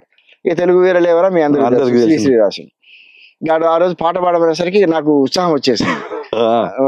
అది ఆ సభలో ఆ ప్రైజ్ డిస్ట్రిబ్యూషన్ సెరమనీలో ఎవరైనా పాట వాళ్ళు ఉంటే పాడంటే నేను పోయి రగిలింది విప్లవాగ్ని, ఈ రోజు, అగ్ని పేరు అల్లూరి సీతారామరాజు, కన్నెగంటి హనుమంతు, వెన్నులోని బాకు, కత్తిగట్టి సాగమంది, కడ విజయం వరకు అని పాడేసిన. పాట చదివిన. మన ఎప్పుడు నేర్చుకున్నావు అంటే, నువ్వు గొనిచ్చినావు కదా పుస్తకం, నేర్చుకున్నాను. అట్లా అదొక గొప్ప అనుభవం. తర్వాత అవే నా రాజకీయాలు అవుతాయి నేను అనుకోలేదు. ఎందుకంటే అది గొప్ప పాట. కన్నెగంటి హనుమంతు, వెన్నులోని బాకు, కత్తి గట్టి సాగమంది, కడ విజయం వరకు, హింసకు ప్రతి హింసగంది, వీరభూమి పాంచాలం, సీతారామరాజు మీద గొప్ప పాట రాసిండు ఆరుద్ర. ఇంకా తర్వాత అది స్కూల్కి పోకడానికి స్కూల్లో ఈ హింస, ఈ అణచివేత ఇవన్నీ ఎదుర్కొని వివక్ష, ఇంకా పైగా తక్కువ కులం వాడనే వివక్ష అన్ని ఉన్నాయి, అన్ని వచ్చినాయి అక్కడ. ముఖ్యంగా ఆర్థిక పరమైంది, సామాజిక పరమైంది, రీజన్ పరమైంది. తెలంగాణ వాడు భాష ఇది, ఇంగ్లీష్ రాదు, అన్ని. కానీ అందరూ రియలైజ్ ఏంటంటే వీడికి మ్యాథ్స్, ఫిజిక్స్, కెమిస్ట్రీ, బయాలజీ బాగా వస్తాయి. తెలుగు బాగా వస్తుంది. ఇక తెలుగు పద్యాలు అయితే నోటికి మామూలుగా చెప్పడం కదా, అనర్గళంగా. అందులో మా తెలుగు టీచర్ బాగా అద్భుతంగా చెప్పేటోడు. అది శ్రీశ్రీ పద్యం ఒకటి ఉండేది, ఖడ్గ సృష్టిలో ఉంది, ఏవి తల్లి నిరుడు కురిసిన హిమ సమూహంలో. నిజానికి ఆ శ్రీశ్రీ రాసిన ఆశ్చర్యం వేస్తుంది కూడా మనకు. చక్రవర్తి అశోకుడెచ్చట, జగద్గురువు శంకరుండెచ్చట, ఏవి తల్లి నిరుడు కురిసిన హిమ సమూహములు, షాజహాన్ అంతఃపురంలో షట్పదీసింజానం ఎక్కడ, కృష్ణరాయని బాహుజాగ్రత్ బాలబాగ్డులు ఏవి తల్లి, బాలచంద్రుని బ్రహ్మనాయుని పౌరుషం ఏది తల్లి, ఝాన్సీ లక్ష్మి ఎక్కిన సైంధవం నేడేది తల్లి అనే హిస్టరీ గురించి చెప్తూ లాస్ట్ కు మాట, ఏవి తల్లి నిరుడు కురిసిన హిమ సమూహములు, పసిడి రెక్కలు విసిరికాలం పారిపోయిన జాడలేవి, ఏవి తల్లి నిరుడు కురిసిన హిమ సమూహములు. ఆ లైన్స్ బాగా పట్టుకున్నాయి నాకు. కాలం ఇప్పుడు నేనంతా ఈ పసిడి రెక్కల కాలం గురించి చెప్తున్నా కదా. ఇంకా పసిడి రెక్కలు విసిరికాలం పారిపోయిన జాడలేవి, ఏవి తల్లి నిరుడు కురిసిన హిమ సమూహములు. ఇది ఫ్రెంచ్ కవితకి అనువాదం అట, అసలు అనువాదంలో లేదు అది. Where are the snows of the yesteryears అని ఫ్రాన్స్వా విలాన్ పోయం కి అనువాదం అది. అది బాగా ఇంప్రెస్ చేసింది. మిగతా పద్యాలు ఏవో జలదివిలోల వీచి విలసత్కల కాంచి సముచిత నన్నయ్య పద్యాలు, పెద్ద నది అదేంటి యువతవి ఉభీత హరిణి అక్షరాన్ని పెద్దలపై, ఇవన్నీ నేర్చుకుంటున్నాం. కానీ ఇది బాగా ముద్రేసింది. ఇందులో ఏదో ఉన్నది, ఏదో లితం ఉన్నది. శ్రీశ్రీ అంటాడు కూడా ఉన్నాడు, బాగా రాసిందని అర్థమైంది. నేను అడిగిన సార్, ఎవరు సార్ శ్రీశ్రీ అంటే, బాగా రాస్తాడయ్యా మంచి పోయేట్టు, కానీ వీళ్ళందరూ ఉన్నారు కదా, వీళ్ళందరూ చదవనంటే పాపం ఆయన పెద్ద ఆయన సాంప్రదాయం. అట్లా కొంత తెలుగులో గోల్డ్ మెడలిస్ట్, 10th క్లాస్ లో, ఇంటర్మీడియట్ లో రెండిట్లో గోల్డ్ మెడలిస్ట్. నేను ఇంకొక విషయం కూడా చెప్పాలి ఇక్కడ, అడోబీ వాడుతున్నావు కదా, అడోబీ ప్రీమియర్, దాని సిఇఓ పేరు శాంతను నారాయణ. ఆయన హెచ్పిఎస్ మా స్కూలే, నాకంటే 1 year సీనియర్. సూపర్. అది పరిచయం ఉందా మీకు? అంటే ఈ స్కూల్లో పరిచయం, ఇప్పుడు నేను ప్రత్యేకంగా పరిచయం చేసుకోలేదు. అయితే ఆయన ఇంగ్లీష్ లో ఫస్ట్ వచ్చింది, నేను తెలుగులో ఫస్ట్ వచ్చిన. మేమిద్దరం డిబేట్స్ పోయేటోళ్ళం, ఆయన ఇంగ్లీష్ డిబేట్, నేను తెలుగు డిబేట్. ఆయనకి ఇంగ్లీష్ డిబేట్ లో ప్రైజ్ వచ్చేది, నాకు తెలుగు డిబేట్ లో ప్రైజ్ వచ్చేది. తెలుగు డిబేట్ లో ప్రైజ్ వచ్చిన నేను ఇక్కడ ఉన్నా, ఇంగ్లీష్ డిబేట్ లో వచ్చేది అక్కడ. అట్లా శాంతను హైదరాబాద్, అతనే హైదరాబాద్ సెటిల్డ్ ఆయన. మొన్న ఎవరో పంపించారు అనమాట, దాంట్లో ఉంది Telugu 10th class first prize Telugu Swami Narayana Swami, VVN Swami, English 11th class first prize Shantanu అని. 12th లో నాకు గోల్డ్ మెడల్ వచ్చింది, ఆయనకి ఇంగ్లీష్ లో గోల్డ్ మెడల్ వచ్చింది. సూపర్. సో అట్లా అదొక లింక్ అనమాట చిన్నది. నేను అనుకునేట్టు అడోపు పేజ్ మేకర్ నేర్చుకున్న టైంలో అప్పుడు 5.6.5 సంథింగ్ ఉండేది. ఆ ఓపెన్ అయ్యేటప్పుడు వాళ్ళ లిస్ట్ పేర్లు వచ్చేది, ఎవరు దీన్ని డెవలప్ చేశారు అనేది. అంటే డెవలప్మెంట్ అన్నప్పుడు ఆలోచన రాదు, కానీ ఆ చదువుతుండలో ఇండియన్ పేరు ఆయన ఒక్కనే ఉండేది. ఇండియన్ ఒక ఆయన ఉన్నాడా ఇక్కడ అని. అంటే అప్పుడు ఆయన ఏ పొజిషన్ లో తెలియదు. ఇప్పుడు మీరు అంటుంటే సిఇఓ అయింది. చాలా తెలివైన మంచి రైటర్. అప్పటి నుంచి మొదటి నుంచి ఉన్నాడు. ఆల్దర్స్ నుంచి వెళ్ళి, ఆల్దర్స్ పేజ్ మేకర్ నుంచి వెళ్ళి అడోపుగా మారింది. అడోపు నుంచి వెళ్ళి ఇప్పుడు అంటే పేజ్ మేకర్ తీసేసి ఇప్పుడు ఇన్ డిజైన్ అనేది తీసుకొచ్చాను. కంపెనీని కూడా ఒక టర్న్ తిప్పాడు ఆయన. అవునా? మంచి ఎస్టాబ్లిష్డ్ కంపెనీ. మైక్రోసాఫ్ట్ వీటన్నిటితో పోటీ పెడుతున్న కంపెనీ కదా, మంచి ఎస్టాబ్లిష్డ్ కంపెనీ. అంటే మైక్రోసాఫ్ట్ కి ఇంకా హార్డ్వేర్ ఇది సాఫ్ట్వేర్ డెవలప్మెంట్, కానీ మంచి మంచి మంచి మలుపు తిప్పాడు. చిత్రం ఏంది, ఇప్పుడు నేను పనిచేస్తున్న కంపెనీ కూడా ఆయన బోర్డ్ ఆఫ్ డైరెక్టర్స్ లో ఒకడు ఆయన. సరే ఆఫ్ ద రికార్డ్. సో అట్లా వచ్చిన తర్వాత సిద్దిపేటకి ఎప్పుడైతే పోయినాం, సిద్దిపేటలో మా చుట్టూ మా ఇంటి పక్కల దారం మల్లారెడ్డి సార్ అని ఒక సార్ ఉండే. ఆ సారు నేను వాళ్ళ ఇంటికి పోతుంటే రెగ్యులర్ గా. ఇంటర్మీడియట్ అయిపోయింది, వచ్చిన ఇట్లా ఇంజనీరింగ్ ఎంట్రన్స్ రాస్తున్నా అంటే ఇంకొక అబ్బాయి రామచంద్రారెడ్డి అని మా ఇంటి పెరుగు బాలరెడ్డి అని వాళ్ళ మేనల్లుడు అనమాట. ఆయన కూడా ఇంజనీరింగ్ ప్రిపేర్ అవుతున్నాడు. ఇద్దరం కలిసి కంబైన్ స్టడీ చేద్దామని చెప్పి అనుకున్నాం. మల్లారెడ్డి సార్ పోతే ఇట్లా సాహిత్యము ఈ చర్చలు వచ్చినప్పుడు ఆయన కొన్ని పుస్తకాలు, చలం చదివినవా, శ్రీశ్రీ చదివినవా, రావిశాస్త్రి చదివినవా, కొత్త కొత్త పుస్తకాల పేరు చెప్తున్నాడు. ఇవన్నీ నేను ఎప్పుడు వినలే. చదువుదాం సార్, ఎక్కడ దొరుకుతాయంటే లైబ్రరీలో దొరుకుతాయంట. లైబ్రరీకి పోయినా, పోయి శ్రీశ్రీది మహాప్రస్థానం ఒకటి ఉంది. ఆల్రెడీ మీకు శ్రీశ్రీ కొంత పరిచయం కాబట్టి మహాప్రస్థానం అనగానే కొంచెం అట్రాక్ట్ అయినా. మహాప్రస్థానం ఉందని పోతే వాళ్ళు సీరియస్ గా తీసుకో. యాక్చువల్లీ మా బాపను అడిగిన ఫస్ట్, మహాప్రస్థానం అట్లా ఉందా అంటే దుల్ల మీదకి పుస్తకం తీసి ఇచ్చిండు. అదేంటంటే ధర్మరాజు చేసే మహాప్రస్థానం. మహాభారతం లాస్ట్ కి పోతాడు కదా, ఏ ఇది కాదే శ్రీశ్రీ అంటే లేదురా అన్నాడు. లైబ్రరీ పోతే ఆయన కూడా అదే పుస్తకం తీసిస్తుండు, రాజేశారు అప్పుడు లైబ్రరీ. పక్కన దేశపతి శ్రీనివాస్ వాళ్ళ ఫాదర్ ఉండే, ఫాదర్ రాజేశారు లైబ్రరీని. ఏమంటే అక్కడెక్కడ షెల్ఫ్ ధన్వన్ ఒక ఆయన తీసుకొచ్చి ఆ బుక్ ఇచ్చిండు నాకు. ఆయన పెంటయ్య అని పెయింటర్, కాకతీయ యూనివర్సిటీలో ఎంఫిల్ చేస్తున్నాడు తెలుగులో, PDS లో ఉన్నాడు ఆయన. ఇప్పుడు అప్పటికి ఇవన్నీ పరిచయాలు మీకు పుస్తకం తీసుకొచ్చి అంతకుముందు ఒక్కసారి ఎప్పుడో చూసినట్టు గుర్తు నాకు ఆయన లైబ్రరీలో. కానీ ఇది ఆ పుస్తకం తీసుకొచ్చి మహాప్రస్థానం అంటే ఇదంటే సన్నగా ఉంది పుస్తకం, ఇంత సన్నగా ఉంది, సరే ఏముందో చదువుదాం అని చెప్పి తీసుకుపోయాడు. చదివి మళ్ళీ కలుద్దాం మాట్లాడుకుందాం అన్నాడు. మొత్తం ఆయన షర్ట్ అంతా పెయింట్ మార్కులతోటి, మనిషి విప్లవకారులానే ఉంటాడు అన్నట్టు. అప్పుడు గడ్డం ఉండేది, సంచిగించి కేయూసీలో PDS లో యాక్టివ్ ఉన్నాడు. అప్పుడు మన శేషు వీళ్ళందరూ KUC లో ఉన్నారు కదా, వీళ్ళందరూ ఆ టైంలో ఉన్నాడు ఆయన. శేషు అంటే తెలుసు ఆయనకు బాగా తెలుసు. అప్పటికే శేషు అక్కడ మంచి నాయకుడు. ఇక అట్లా ఇంటికి తీసుకుపోయి మహాప్రస్థానం చూసేసరికి ఫస్ట్ చలం ముందు మాట, ఇదంతా మా మహాప్రస్థానానికి సంబంధించిన గొడవ, ఇందులో సెక్స్ కి సంబంధించిన విషయాలు లేవని చలం మీద. సెక్స్ అంటే ఏంది, చలం ఏంటి, సరే చదువుదాం లేని చదివి కొంచెం ముందుకు పోండి కెరటాల్లాగా వచ్చి కొడతాయి అది ఇది అని చెప్పి చలం రాస్తాడు కదా. అద్భుతమైన ముందు మాట యోగ్యతా పత్రం. అర్ణవంలో పడండి, శ్రీశ్రీ పద్యాలు అర్ణవంలో పడండి, కెరటాలు మొహానికి వచ్చి కొడతాయి, తర్వాత మళ్ళీ ఆ చలమే నయమని వెనక్కి తిరిగి వస్తారు అంటే అప్పుడు అట్లా అంటే రాస్తాడు ఆయన. రాసి బాధ ఉదయ్ చెప్పారు నాకంటే బాగా, రక్తము కన్నీళ్లు కలిపి కొత్తడానికి తయారు చేశాడు శ్రీశ్రీ ప్రపంచానికి. ప్రపంచం బాధ అంతా కృష్ణశాస్త్రి, శ్రీశ్రీ బాధ సొంత బాధ, కృష్ణశాస్త్రి బాధ అంతా ప్రపంచం బాధ అని చెప్పి ఆ రెండింటి పోలికలు చెప్తూ అద్భుతమైన ముందు మాట, హిస్టారికల్ అది. ఆ యోగ్యతా పత్రం చదివేసరికి నా కళ్ళు బయర్లు గమ్మినాయి. ఏంది ఈ స్టైల్, ఏంది ఈ పద్ధతి, ఏంది అసలు ఈ వాక్యం నేను ఎప్పటితో చదవలేదు. ఎందుకంటే టెక్స్ట్ బుక్స్ లో మనకి అప్పుడు చలం కథలు అవి ఉండేవి కావు. అవును, ఏవో విశ్వనాథ కథలు, విశ్వనాథ సాహిత్యం, ఇట్లా జాషువా పోయం ఒకటి ఉండింది అనుకుంటా, అప్పుడు దూర్జటి, ఇట్లాంటి పోయమ్స్ అన్ని ఉండేటివి. సో ఇది చదివేసరికి బయర్లు గమ్మినాయి. పోయేసరికి మరో ప్రపంచం పిలిచింది. అది టర్నింగ్ పాయింట్ మనకు. నిజంగా చాలా మంది అంటారు మహాప్రస్థానం చదివి ఈ రాజకీయాల్లోకి వచ్చిన వాళ్ళని, నేను దాని ప్రత్యక్ష సాక్షి అనుకో. ఆనాడు బాలరసాల సాల నవపల్లవ కోమల కావ్య కన్యకని ఎంత ఇన్ఫ్లుయెన్స్ చేసిందో తర్వాత క్రమంలో మహాప్రస్థానం అంత ఇన్ఫ్లుయెన్స్ చేసింది. ఇక మళ్ళీ పోయి అన్ని చదివేసరికి కొన్ని పద్యాలు అర్థం కావు. శ్రీశ్రీ మహాప్రస్థానం ఇప్పటికీ అర్థం కాని పద్యాలు చాలా మందికి ఉన్నాయి, చెప్పుకోరు పోతే బయటికి సిగ్గుపడతారు ఏంది ఇదని. ఎగిరించకు లోహ విహంగాలను, కదిలించకు సుప్త భుజంగాలను, ఉండని మనోవల్మీకర్లో మస్తిష్క కులాయంలో సాహసి అనే పోయం. ఆ తర్వాత స్వప్నాలు కరిగించి, రాజ్యాలు రగిలించి, రక్తాలు మండించి, ఒకటి తూర్పు దిక్కుకు, ఒకటి ఉదీచికి ఆశాదూతలు. ఈ పోయమ్స్ అన్ని వెంటనే మనకు స్పష్టంగా అర్థం కావు, అనుభవం రావాలి, దాన్ని అర్థం చేసుకోవాలి. అంటే అందులో శ్రీశ్రీ రకరకాల ఎక్స్పెరిమెంట్స్ చేసిండు మహాప్రస్థానం. అందుకే గొప్ప కావ్యం అయింది అది. ఒకటి డైరెక్ట్ గా తాకే పద్యాలు ఉంటాయి, మరో ప్రపంచం పిలిచింది, పొలాలనన్ని హలాల దున్ని, ఇవన్నీ డైరెక్ట్ గా తాకే పద్యాలు. ఇవన్నీ మనకి బాగా ఇన్స్పైర్ చేస్తాయి. వాటిలో మీనింగ్ అర్థం కాక ముందే వాటి సౌందర్యం, వాటి శబ్ద సౌందర్యం, సంగీతం అది మనల్ని బాగా పట్టుకుంటది. ఆ లయ ఇప్పటికీ నాకు శ్రీశ్రీ గుర్తున్నందుకు వేరే వాళ్ళకి గుర్తుండవు, అదే లయ వల్ల గుర్తుంటాయి మెల్లమెల్లగా. కానీ ఇది వెంటనే చెప్పగలుగుతాం, నోటుగా చెప్పగలుగుతుంటాం. అట్లా కొన్ని పద్యాలు అట్లా బలంగా తాకేటి, ఇంకొన్ని పద్యాలేమో కొంచెం ఆలోచించాలి.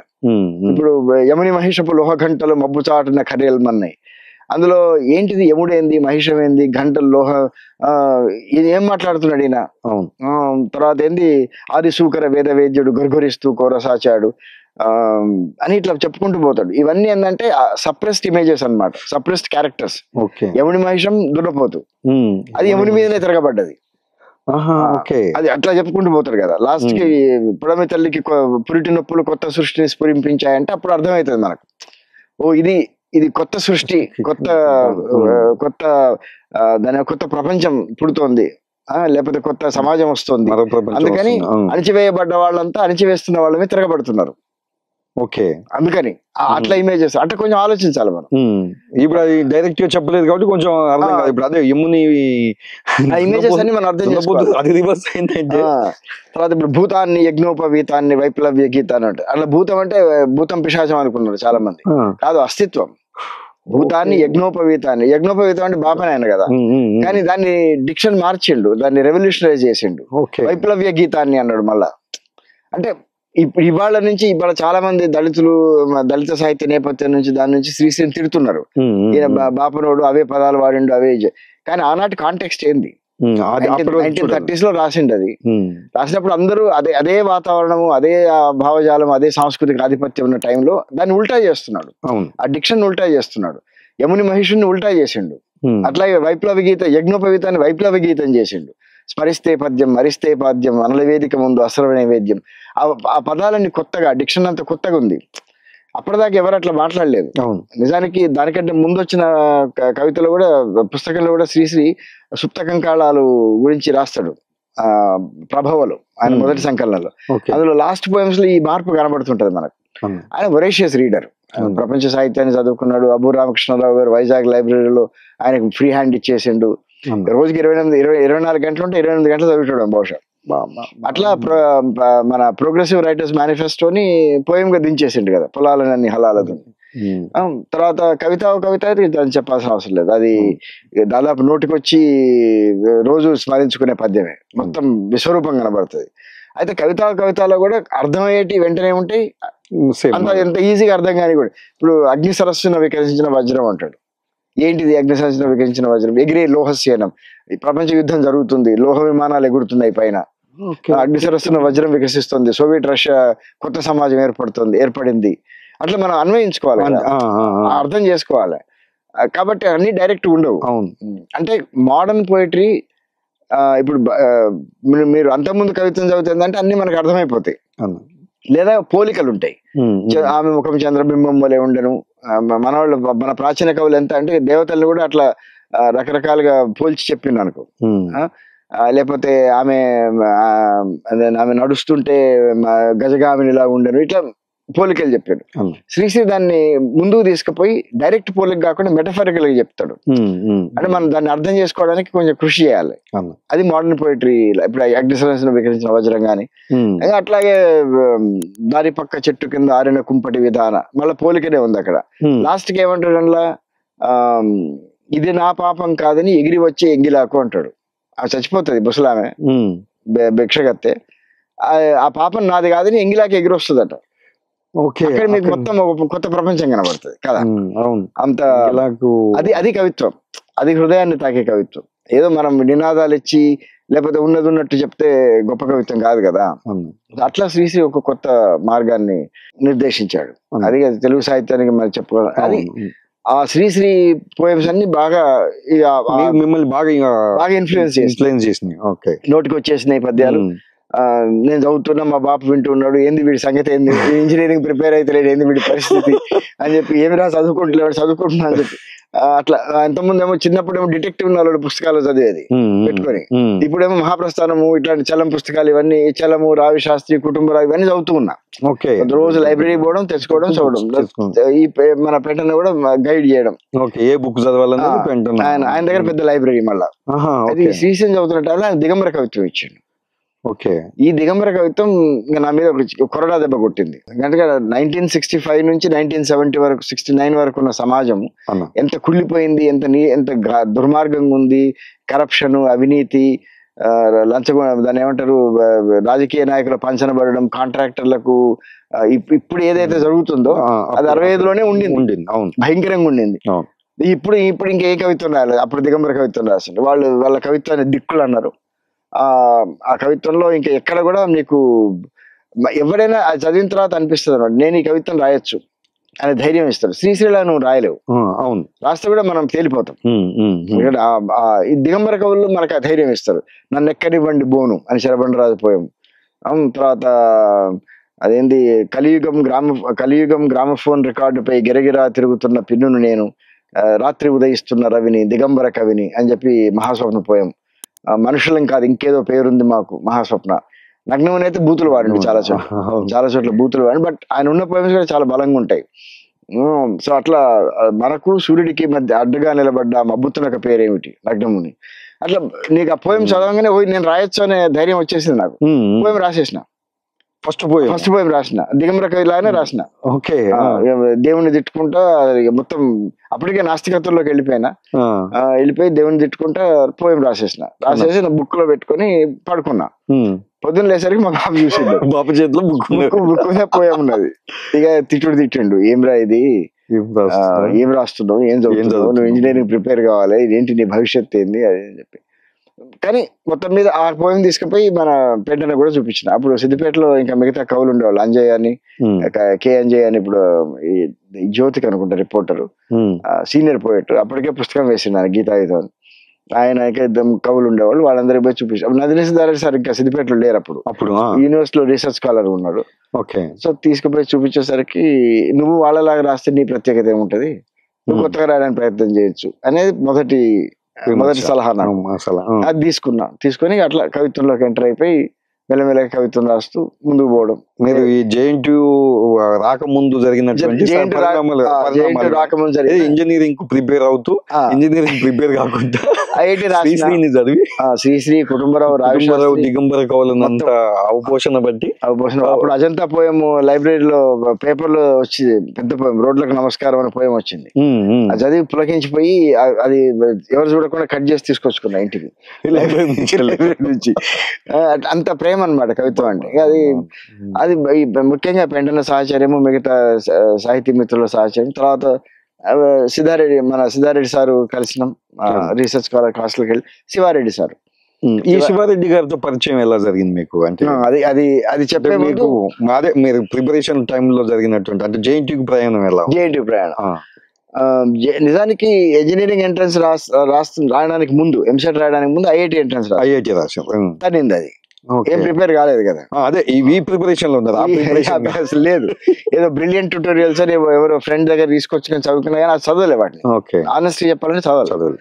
తర్వాత ఏదో ఎంసెట్ కన్నా రాయాలి, అది తనిందని తెలుసు. ఇప్పుడు ఇంజనీరింగ్ సీట్ కూడా రాకపోతే నా బ్రతికేంటి కాబట్టి కొంచెం చూసుకున్నా. నాతో పాటు చదివిన రామచంద్రారెడ్డి అని ఇప్పుడు లోపల ఉన్నాడు, పెద్ద నాయకుడు. అప్పుడు మనతో పాటు ఉండే ప్రిపేర్ అయినా అనమాట. ఆయన మాట్లాడుతూ మరి బహుశా ఇది వీ మే హ్యావ్ టు దీన్ని ఆఫ్ రికార్డ్ చేయాల్సి వస్తుందేమో. అయితే ఆయన కూడా పాపం ఇంజనీరింగ్ ఎంట్రన్స్ రాలేదు, నేనే చెడగొట్టిన అంటున్నా బహుశా ఆయన ఈ పుస్తకాలు. ఇద్దరు అట్లా చదువుకునేది. కానీ మంచి మిత్రుడు. తర్వాత లా చేశాడు ఔరంగాబాద్ లో. తర్వాత టీచర్ గా ఏపీటీఎఫ్ లో అంతా పనిచేసాడు. నేను మొత్తం మీద ఎంసెట్ లో ర్యాంక్ వచ్చింది. ర్యాంక్ వస్తే ఉస్మానియాలో సివిల్, ఎలక్ట్రానిక్స్ జేఎన్టీలో, అంటే ఎలక్ట్రానిక్స్ కొత్తది జేఎన్టీలో చేరిన. ఈ సాహిత్య నేపథ్యంతో జేఎన్టీలో చేరిన తర్వాత ర్యాగింగ్ చేస్తున్నారు. ర్యాగింగ్ చేసేటోళ్ళు ఎక్కడ ఏదంటే హెచ్పిఎస్ బేగంపేట అంటే నీకు తెలుగు వస్తుందిరా అని.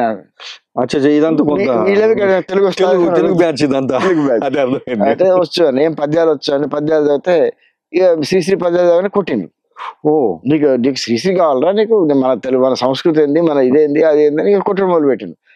వాళ్ళు ఏబీపీ బ్యాచ్ కొట్టేసరికి నాకు దిమ్మ తిరిగిపోయారు. ఏంది వీళ్ళు వచ్చులే ఇట్లా చేస్తున్నారు అని చెప్పి కొంత ఇదయ్యేసరికి ఈ లోపల ఇక్కడ పీడిఎస్ వాళ్ళు కూడా ఉన్నారు. వాళ్ళు ఇది చేస్తున్నారు, వాళ్ళు ఇట్లా ర్యాగింగ్ గురవుతున్న విద్యార్థులను కాపాడుతున్నారు, వాళ్ళు ప్రొటెక్షన్ ఇస్తున్నారు అని తెలిసి రమేష్ చంద్ర అని మా సీనియర్ ఉండే, ఆయన మొట్టమొదటి పరిచయం అయ్యండి. ఆయన ప్రొటెక్ట్ చేసిండు పాపం. అయితే ఆయన మాట్లాడుతున్న క్రమంలో ఈ చైనా సాహిత్యం ఇదంతా చెప్పేసరికి ఆయన ఫుల్ ఇంప్రెస్ అయిపోయాడు. మనోడు మంచివాడు దొరికిండు అని చెప్పి అదే టైంలో సుధాకిరణ్, నగేష్ వీళ్ళందరూ పరిచయం అయ్యారు జేఎన్టీలో. అట్లా జేఎన్టీ పీడిఎస్ లోకి నా ప్రయాణం మొదలైంది. ఇక్కడ సిద్దిపేటలో పీపుల్స్ వార్ స్టార్ట్ అయింది అప్పుడే. అదే టైంలో నేనే ఇక్కడ అన్ని పాటలు ఇవన్నీ నేర్చుకున్నా కదా, మన అరుణోదయ పాటలు, జననాట్య మండలి పాటలు సిద్దిపేట నాసర్పుర వాడకట్టు పోయి పాడేది. పాడుతుంటే అక్కడ పీపుల్స్ వార్ ఆర్గనైజ్ అవుతుంది అప్పటికి.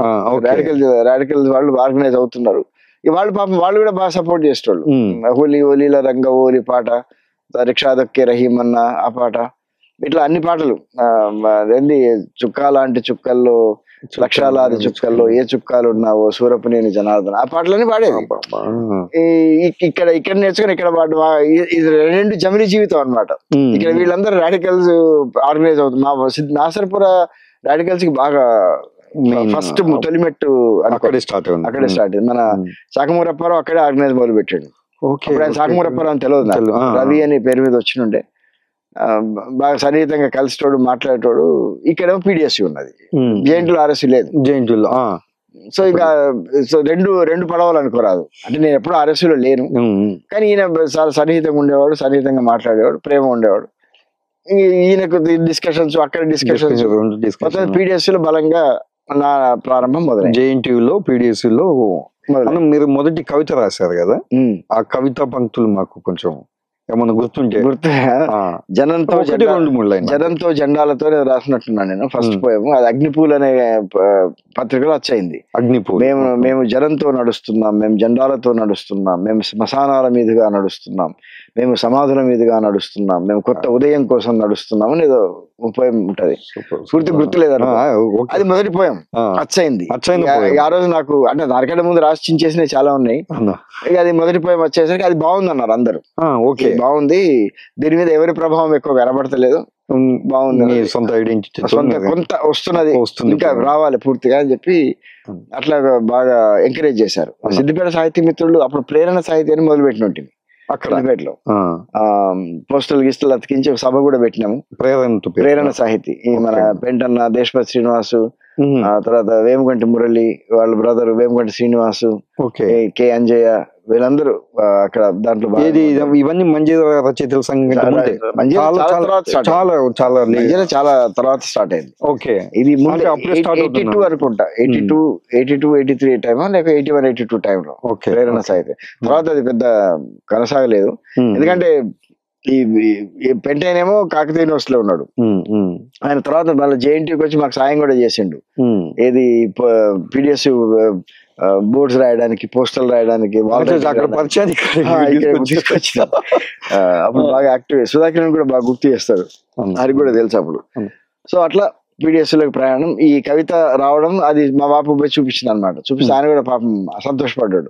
అమ్మయ్య వీడు ఆ చెడుదారి మర్చి కొంచెం మంచి దారిలోకి వచ్చిండు కొంచెం అది కలవల కలమేఘంలో ఉంది ఆ పోయము అన్న. అది మాట్లాడదాం. అది ఇప్పుడు జేఎన్టీలోకి మీ ప్రయాణం వచ్చిన తర్వాత మీరు ఈ విప్లవ సాహిత్యంలోకి కానీ విప్లవ పార్టీలోకి కానీ, మీకు అప్పుడు పీడిఎస్యు ఈ వీటి వెనకాల ఇది ఒక సంఘం ఉంది, ఒక విప్లవ కమ్యూనిస్ట్ పార్టీ ఉంది, ఈ కమ్యూనిస్ట్ పార్టీ అండలో మేము పనిచేస్తున్నాం అనే ఎరకతోనే ఏమన్నా పనిచేశారా, లేకపోతే ఇది విద్యార్థి సంఘమే అనుకుని ఏమన్నా పనిచేశారా?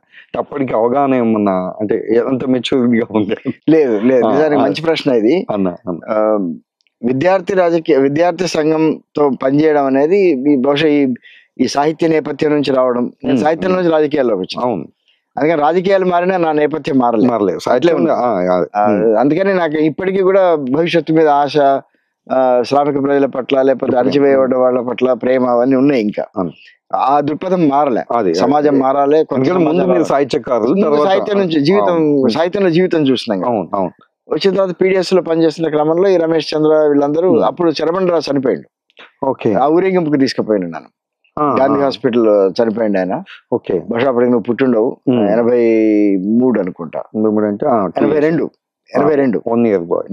82లో చరమండరావు చనిపోయాడు. గాంధీ హాస్పిటల్లో క్యాన్సర్ తో పోరాడుతూ పెద్ద ఊరేగింపు, అప్పుడు బ్రహ్మాండ ఊరేగింపు. ఆ ఊరేగింపు పోయినాం, నినాదాలు. అప్పటికే చరమండరాజు కవితలన్నీ నాకు నోటుకొచ్చు. కొండలు పగలేసినాం, మాకు చిన్నప్పుడు మామూలు పాటలు ఇంకా చాలా కూడా, యువతరమా ఇదే అతను కదిలిరమ్ము, ఈ మట్టిని తొలుచుకుని విప్లవాలు లేస్తున్నాయి, ఇరుపెక్కిన ఈ మట్టికి మానెత్తుటి లాల్ సలాం. చరమండరాజు గొప్ప కవి కదా, అవన్నీ మాకు బాగా అవన్నీ నినాదాలు ఆ రోజు. అది గొప్ప ఇన్ఫ్లుయెన్స్ నాకు. శవయాత్ర, చరమండరాజు యాత్ర తర్వాత సభ జరిగింది సరస్వతి పరిషత్ హాల్లో. అప్పుడు వీళ్ళందరూ కన్నబ్రాండ్ సారు, తర్వాత గద్దరు, వీళ్ళందరూ మాభూమి సంధ్య, వీళ్ళందరూ ఆ మీటింగ్ లో పాల్గొనడం. చిన్నపిల్లలు 82 అంటే నాకు ఐ వాజ్ 17 years. 17 ఏళ్ళు. 17 ఏళ్ళలోకి ఇంజనీరింగ్ వచ్చినాం కదా. అది బాగా అప్పుడు బాగా ముద్రేస్తాయి ఇవన్నీ, ఇప్పటికీ కూడా గుర్తుంటాయి. నేను చెప్పిన కదా, వరి ముగ్గుల మంచు బిందువు లాగా ఇప్పటికీ గుర్తుండే ఇవన్నమాట. అవును. సో అప్పటికి మాకు ఇంకా దీని వెనక విప్లవ పార్టీ ఉంటే, విప్లవ రాజకీయాలు ఉంటే అని తెలియదు. ప్రగతిశీల విద్యార్థి సంఘం అంటే సమాజంలో మార్పు కోరుకుని రాజకీయ విద్యార్థులు ఈ సంఘంగా ఏర్పడ్డారు, దాంతో నేను పనిచేస్తున్నా అనే అవగాహన మాత్రమే ఉంది. ఆడ పెంటన కూడా చెప్తున్నాడు, ఆయన కూడా పీడిఎస్ లో ఉన్నది ఇదని. క్రమక్రమంగా నాగభూషణ్ పట్నాయక్ ఉరిశిక్ష రద్దప్పుడు ఠాగూర్ ఆడిటర్ లో ఒక మీటింగ్ పెట్టారు ఉస్మాన్ యూనివర్సిటీలో. అక్కడ మిగతా వాళ్ళు ఈ ప్రదీప్ సారు, అరుణోదయ రామారావు వీళ్ళందరూ అక్కడ పరిచయం అయ్యారు నాకు. ఫస్ట్ రామారావు నన్ను చూసింది అక్కడనే అనమాట. ఆ సభకు పోయినాం. ఠాగూర్ ఆడిటర్ సభకు గద్దరు వచ్చిండు, రామారావు వచ్చిండు. రామారావు అన్నమరుడు, ఉయ్యాలో చంపాల పాటలు, కాశీపతి సార్ ఉపన్యాసం, అవన్నీ ఒక ఊపు అనమాట. కాశీపతి సార్ ఉపన్యాసం అంటే పెద్ద ఇది కదా, ప్రవాహం అది. ఇవన్నీ బాగా ఇన్ఫ్లుయెన్స్ చేస్తున్నాయి. తర్వాత మెల్లమెల్లగా ఏంటంటే దీని వెనక విప్లవ రాజకీయాలు, సమాజాన్ని సమూలంగా మార్చాలి, రాజ్యాధికారం శ్రామిక ప్రజలకు రావాలని విప్లవ రాజకీయాలు ఉన్నాయి అనేది అర్థమవుతున్నది. క్రమక్రమేణా అప్పుడు మార్క్సిజము, లెనినిజము ఏంటిది, వీటి నేపథ్యం ఏంది చదవడం మొదలు పెట్టినా. అప్పటిదాకా సాహిత్యం చదువుకున్నాం. నాకు సాహిత్యం చదువుతున్నప్పుడు ఇవన్నీ ఉన్నాయని తెలియదు. ఇక తర్వాత ఇక్కడికి వచ్చిన తర్వాత విశాలాంధ్ర బుక్ హౌస్ అని ఉండేది సుల్తాన్ బజార్ లో. రష్యా నుంచి పుస్తకాలు వచ్చేవి ₹2 రూపాయికి. ఇక అవన్నీ కొనుక్కురావడము. నా రూమ్ జేఎన్టీలో పెద్ద లైబ్రరీ లాగా ఉండేది. ఆ పుస్తకాలన్నీ అందరు తీసుకుపోయేటోళ్ళు, మళ్ళీ తెచ్చిపెట్టేవాళ్ళు. అప్పుడు శివారెడ్డి సార్తో పరిచయం పెరగడం, శివారెడ్డి సార్ కూడా ఈ కవిత్వం, ఈ రాజకీయాలు, ఈ ప్రాపంచిక దృక్పథం చెప్పడం. ప్రతిరోజు వివేకవర్ధని కాలేజీకి వెళ్ళేటండి. అయితే ఆయన దగ్గరికి పోతే ముందు ఆయన అడిగే ప్రశ్న పోయం ఉందని. ఫస్ట్ పోయం చదవాలి. సో కాబట్టి పోయం తీసుకుపోయేది, రాసేది రెగ్యులర్ గా, రాసి చదివి వినిపించడం. ఇంకా అట్లా ప్రయాణం కొనసాగుతుంది. నిజానికి సార్ని కూడా మా హాస్టల్ పిలిపించి ఉపన్యాసం ఇప్పించాను, పుస్తకం ఎందుకు చదవాలి అని. అది గొప్ప ఉపన్యాసం. అది ఇప్పటికీ గుర్తుపెట్టుకొని చెప్తూ ఉంటాడు ప్రతి చోట. చాలా మంది ఆ రోజు ఇన్ఫ్లుయెన్స్ అయ్యారు. దాని తర్వాత నా బుక్ షెల్ఫ్ చూస్తే ఏం లేవు, అందరు తీసుకుపోయారు కొన్ని. అట్లా మార్క్స్, ఎంగెల్స్, లెనిన్ చదవడం. నిజానికి నాకు సిద్ధాంత గ్రంథాలు అంత సీరియస్ గా ఎప్పుడు చదవలే. ఇంకా ఉద్యమంలోకి వచ్చి ఈ విప్లవ రాజకీయాలతో సంబంధాలు ఏర్పడుతున్నప్పుడు ఇదంత క్రమంలో ఈ పుస్తకాలు చదవడం, దాంతో విప్లవ రాజకీయాలతో మరి సన్నిహితం కావడం. విద్యార్థి సంఘం మాత్రమే కాదు, విద్యార్థి సంఘానికి అనుగుణంగా ఇంకా అనేక రకాల శ్రామిక వర్గ ప్రజల సంఘాలు ఉంటాయి. ఈ సంఘాలన్నిటికీ ఒక పార్టీ నాయకత్వం వహిస్తుంది. ఈ పార్టీ ప్రజల సమూహ వ్యవస్థ యొక్క సామూహిక మార్పు కోసం, సమూలమైన మార్పు కోసం కృషి చేస్తుంది. రాజ్యాధికారం రావాలంటే సాయుధ పోరాటం, ప్రతిఘటన పోరాటం, ఇవి మార్గాలు. నూతన ప్రజాస్వామ్య విప్లవం వర్ధిల్లాలి. ఇవన్నీ కూడా మెల్లమెల్లగా అర్థమవుతూ వచ్చినాయి. ఇవి అర్థమైన క్రమంలో మీకు మరి సాయుధ పోరాటము ద్వారానే రాజ్యాధికారం అనే కాన్సెప్ట్ మీకు అర్థమైన తర్వాత, అంటే ఇది మనకి ఏమైనా థ్రెట్ చేస్తుంది, దీని నుంచి వెళ్ళి మనం వెనక్కి జరుగుదాము అనే ఆలోచనలకు మీరు ఏమైనా వెళ్ళగలిగారు? అంటే అప్పటి వరకు ఇదన్నీ వెనకాల ఇవన్నీ ఉన్నాయని తెలియదు కదా మనకి. మామూలుగా ఏదో సాహిత్యం ఉంది, సరే పని చేసుకుంటూ పోతున్నాము, చదువుకుంటున్నాము, పని చేస్తున్నాము, తర్వాత ఇవన్నీ సమాజ స్థాపన అనేది ఒక కళగా మనం పని చేసుకుంటూ వెళ్తున్నాము. కానీ దీని వెనకాల మరి ఇంత థ్రెట్ ఉంది, పోలీసుల నుంచి వెళ్ళి, రాజ్యం నుంచి వెళ్ళి మనకి ఇట్లా ఉంటుంది, ఏదో ఒకటి ఉంటుంది, ప్రమాదం ఉంటుంది పొంచి ఉన్న తర్వాత మనకి ఏమన్నా దాని నుంచి వెనక్కి జరిగే ప్రయత్నం ఏమైనా చేశారా? నిజానికి ఆ టైం నిజాన్ని పిరికివాడిని నేను. నాకు ధైర్యం లేదు అన్న, చిన్నప్పటి నుంచి అదే వాతావరణం. మీరు చూస్తే అట్లా ధైర్యం లేదంటారు కానీ మీ రాతలు అట్లా నుంచి వచ్చినా కదా. సో నేను డైరెక్ట్ గా పోయి ఏదైనా కొట్టాటలో నిలబడాలంటే చాలా లేట్ గా పోయినా ఫస్ట్ లో. ఎందుకంటే ముందు వాళ్ళ ఏబీ వాళ్ళు కొట్టడం ఇదంతా కొంచెం నాకు భయాన్ని కలిగించినాయి. సో ఇప్పటికీ నేను పెద్ద ధైర్యవంతుడు అనుకోను. ఆబ్వియస్లీ రచనలో కానీ అది ఎక్కడ మనకి ఉండదు. ప్రజల ధైర్యం ఒకటి ఉంటది కదా, ప్రజలు సామూహికంగా విజయం సాధిస్తారు, శ్రామిక వర్గ ప్రజలు సామూహికంగా విజయం సాధిస్తారు, అణచివేయబడ్డ వాళ్ళు రేపు విజయం సాధిస్తారు అనే నమ్మకం ఒకటి మనకు ధైర్యాన్ని ఇస్తుంది. అదే జీవితాన్ని, నా జీవితంలో కూడా ఎన్ని కష్టాలు వచ్చినా ఆ ధైర్యం ఒకటి ఉంటుంది. ఎంత చీకటి అలుముకున్నా కానీ ఒక సన్నని వెలుగు రేఖ ఒకటి ఉంటుంది. నిజానికి ఇవాళ ప్రపంచ పరిస్థితి చాలా చీకటి వైపు నెట్టివేయబడుతున్నాం, కానీ ఇంకా వెలుతురు ఉన్నది. ఎక్కడో చోట మళ్ళీ మనం తిరిగి వస్తాం, తిరిగి లేస్తాం అనే ఆ భావన అవుతుంది. సో అట్లా పోతున్నప్పుడు ఈ పార్టీతో, ఈ మన పార్టీ నాయకులతో పరిచయాలు కావడము, తర్వాత ఉద్యమాలు గురించి నేర్చుకోవడం, ఇవన్నీ విన్న తర్వాత భయం కలగాలి. అప్పుడు డైరెక్ట్ సభల్లోకి, సమావేశాలు అప్పుడు ఏంటంటే నేను బాగా మాట్లాడేవాడిని కదా, మాట్లాడే అలవాటు ఉంది కదా. బీఈడి కాలేజీలో ఏదో సభ అయితే నన్ను ఫస్ట్ స్పీకర్ గా పెట్టారు. First speaker. నేను అప్పటిదాకా ఎప్పుడు మాట్లాడలే. ఓకే. ఆ రోజు బాగా మాట్లాడినా. అంటే పీడిఎస్సీ నుంచి బీఈడి కాలేజీలో ఏదో సాహిత్య సభను ఏదో కవిత్వం గురించి ఏదో మాట్లాడమన్నారు. ఓకే. ఇక ఆ రోజు దంచుకున్నా. దంచుకునేసరికి ఆల్రెడీ స్టేజ్ ఫియర్ పోయింది. లేదు. మా నాన్న పోటీలలో పాల్గొన్నారు. మా నాన్న పుణ్యం లేదు. ఓకే. స్టేజ్ ఫియర్ ఎప్పుడు లేదు. మాట్లాడేసరికి బాగా మాట్లాడుతున్నాడు అని చెప్పి ఇక వరుసగా నన్ను మీటింగ్స్ లో ఇన్వాల్వ్ చేయడం మొదలు పెట్టిండు. 83లో శ్రీశ్రీ చనిపోయాడు. ఓకే. శ్రీశ్రీ ఆయన కలుద్దామని నేను 4 డబ్బులు సమకూర్చుకుంటున్నా, మద్రాసుకు రైలు పోయి కలుద్దామని. నేను మా పెంట మొదటి ఇన్ఫ్లుయెన్స్ గురువు సమానుడు కదా, మహానుభావుడు, ఏమంటారు ఏకలవ్య శిష్యుల టైపు. పోదామని అనుకుంటే ఈ లోపల అంత జూన్ 15, 83లో చనిపోయాడు. ఇక ఆ రోజు గొప్ప దుఃఖం. ఆ దుఃఖంతో ఫోకస్ పత్రికను రాసినాం, నేను కిరణ్ అందరం కలిసి. అది బాగా మా ఇంగ్లీష్ లెక్చరర్ కూడా చూసి చాలా బాగా రాశారు, ఎవరు రాశారు అని అడిగాడు. అంటే అప్పటికే నేను దీంట్లో ఉన్నాను తెలుసు. తర్వాత మేమే రాసినాం సార్ అంటే, బాగా రాశారు, చాలా బాగుంది, మంచి ట్రిబ్యూట్ ఇచ్చారు మహాకవికి, గొప్ప ట్రిబ్యూట్ అయ్యారండి. నిజానికి ఆయనకి ట్రిబ్యూట్ ఇవ్వడానికి ఆయన కవిత్వ వాక్యాలే వాడుకోవాల్సి వచ్చింది కదా. కవిని గణ గణన్మంగళ కళాకాల హలాహలిలో కరిగిపోతుంది కలిసిపోతుంది కానరాకే కదిలిపోతుంది. ఆయన స్విన్బర్న్ కవికి రాస్తాడు. ఓకే. స్విన్బర్న్ అని ఏసీ స్విన్బర్న్ అని ఇంగ్లీష్ కవి, మన ఫ్రెంచ్ కవి ఉన్నాడు, ఆయనకు రాస్తాడు అనమాట. ఈయన రాసిండు. ఓకే. ఇంగ్లీష్ కవి సార్, ఫ్రెంచ్ కవి కాదు. ఆయనకు రాసిన ట్రిబ్యూట్ అది. విషంకక్కే భుజంగాలో కథం తొక్కే తురంగాలో మదం తొక్కిన మాతంగాలో కవిని పాటలు ఎర్రకాంతుల ఇనోదయం రెక్క విప్పిన రెవల్యూషన్ వలపి కడలి వలపు కడలి కవిని పాటలు కవిని గల గణన్మంగళ కళాకాహళ హలాహలిలో కరిగిపోతుంది కలిసిపోతుంది కానరాకే.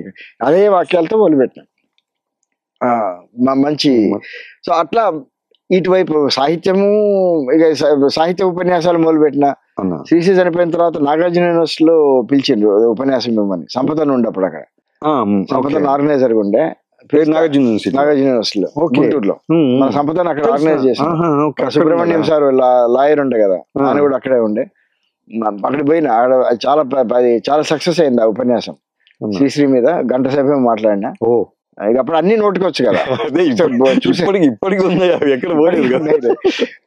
అది ఇప్పటికీ చాలా బాధ కలిగినప్పుడు, ఒంటరితనం ఫీల్ అయినప్పుడు, కష్టం ఉన్నప్పుడు మా ప్రస్థానం వింటా నేను. క్యాసెట్ ఉంది నా దగ్గర, శ్రీశ్రీది, ఆయన సొంత గొంతుతో చదివింది. బాగా చదివిండి ఆయన కూడా. అది వింటా. బాగా ఒంటరితనం, డిప్రెషన్ అట్లా ఉన్నప్పుడు ఆ టేప్ లో పడేస్తే అది పాడుతుంది. ఆయన పాటలు మొత్తం మహాప్రస్థానం అంతా చదువుతారు కదా. కవిత ఓ కవిత నా యువక అసలు నవపేసుల సుమగీతావరణలో దగ్గర నుంచి అసలు జగన్నాథ రథ చక్రాలు, ఇవన్నీ కూడా బాగా ఇన్స్పిరేషన్. అంటే మనకి ఆ చీకట్లోంచి బయటికి తీసుకొస్తాయి, ఒంటరితనం నుంచి బయటికి తీసుకొస్తాయి. ఇంకా అట్లా చాలా మంది కవులు తీసుకొస్తారు. శివసాగర్ తీసుకొస్తాడు, ఇంకా చాలా మంది. శివారెడ్డి సార్ పోయిటరీ చదివినా అది ఉండదు, వివి సార్ పోయిటరీ కూడా మనకు ఆ ధైర్యాన్ని ఇస్తుంది. కానీ శ్రీశ్రీ ఇచ్చే తొలి ధైర్యం కదా అది, అది తొలి ప్రేమ. అదే మీరు కల్లోల కలల మేఘం, సందుక, తర్వాత వానస్తద, తర్వాత నడిసొచ్చిన తొవ్వ, మొన్నటికి మొన్న పదబంధం, ఇన్ని పుస్తకాలు మీరు ప్రింట్ చేశారు మీ రచనలో. మొదటి పుస్తకం కల్లోల కలల మేఘం, దాని గురించి మీరు చెప్తారా సార్? అంటే మొదటి ఇన్ని కవితలు రాసిన తర్వాత పుస్తకం వేయాలన్న ఆలోచన ఎట్లా జరిగింది? దాని వెనకాల అంటే దీన్ని అన్నిటినీ ఒక అక్షరీకరించినటువంటి వాటిని ఒక పుస్తకం రూపంలోకి తేవాలన్న ఆలోచన ఎట్లా వచ్చింది? మొదటి పుస్తకం వేసినప్పుడు మీ ఫీలింగ్ ఏంటి? 82 నుంచి కవిత్వ ప్రయాణం మొదలైంది. 84, 85, 86లో మాక్సిమం పోయమ్స్ రాసిన. దాదాపు రోజుకి 2-3 రాసి పడేసేది. అందులో మనకు నచ్చినవి అప్పుడు సంఘటితం అయితే బీడీ కార్మికుల మీద రాసిన పోయం చాలా చాలా చాలా మందికి నచ్చింది. అది బీడీ కార్మిక ఉద్యమం నడుస్తున్నది అప్పుడు. చాలా మంది ఆ కార్మిక సభల్లో కూడా పోయం చదివి వినిపించేవాళ్ళం. ఇంకా అట్లా రకరకాల పోయమ్స్, అనేక మంది అమరవీరులు అయ్యారు. వాళ్ళకి ఎలిజీలు, వాళ్ళు అందరూ సన్నిహితంగా ఉన్నవాళ్ళు కదా. నూతన్ గాని, రెక్కల సహదేవరెడ్డి గాని, వీళ్ళందరూ చాలా సన్నిహితంగా ఉన్నవాళ్ళు. వాళ్ళ అమరత్వాన్ని గురించి రాయడం, తర్వాత దురదృష్టవశాత్తు 84లో పార్టీ స్ప్లిట్ అయింది ఫస్ట్. తర్వాత చిన్నపిల్లారెడ్డి చనిపోయినప్పుడు అన్నామరుడ్రా పాట. అది అడుగుతాను. సరే, ఈ మొత్తం ఈ 10 సంవత్సరాలు రాసిన పోయిటరీ శివారెడ్డి సార్ బాగా బలం. 10 ఏళ్ళు పెట్టింది ఒక మొదటి పుస్తకాన్ని 10 ఏళ్ళు. ఓకే. శివారెడ్డి సార్ బాగా ఒత్తిడి చేశారు, నానన్న పుస్తకం వేయాలి, నానన్న పుస్తకం వేయాలి. ఈ లోపల నేను విరసంలో చేరాను. ఓకే. 84లో విరసంలో నేను చేరుతాను సార్ అన్నాను. సార్ ఒకటే మాట అన్నారు, నాన్న నువ్వు కవిగా నువ్వు సొంత గొంతును ఏర్పాటు చేసుకో, తర్వాత విరసంలో చేరు. ఓకే. అప్పుడు నీకు ఉపయోగపడుతుంది. రాసేది కానీ నీ సొంత గొంతు రావాలి, నీ బలమైన గొంతు బయటపడాలి. నేను విరసంలో చేరడానికి నేనేమి వ్యతిరేకని కాదు, చేరు, కానీ you must establish yourself as a poet and then join an organisation, you will contribute more to the organisation నువ్వు ఉపయోగపడతావు అని చెప్పి సలహా ఇచ్చిండు. కానీ మనకి రాజకీయాలు, విద్యార్థి ఉద్యమాలు, రాజకీయాలు ఇవన్నీ బాగా విపరీతంగా ఉన్నాం కదా. అప్పుడు చాలా సెకండ్ ఇయర్ తర్వాత నేను క్లాస్ పోవడమే మానేసిన ఇంజనీరింగ్ లో. అది ఏం చదివినామో ఏం పాస్ అయినామో నాకే తెలియదు. మొత్తం మీద రోజు బయట మా నాన్న అయితే చాలా బాధపడేవాడు. ఈ 10 ఏళ్ళు రాసిన పోయిటరీని తీసుకురావాలి నాన్న అని చెప్పి బాగా బలవంతం చేసాడు.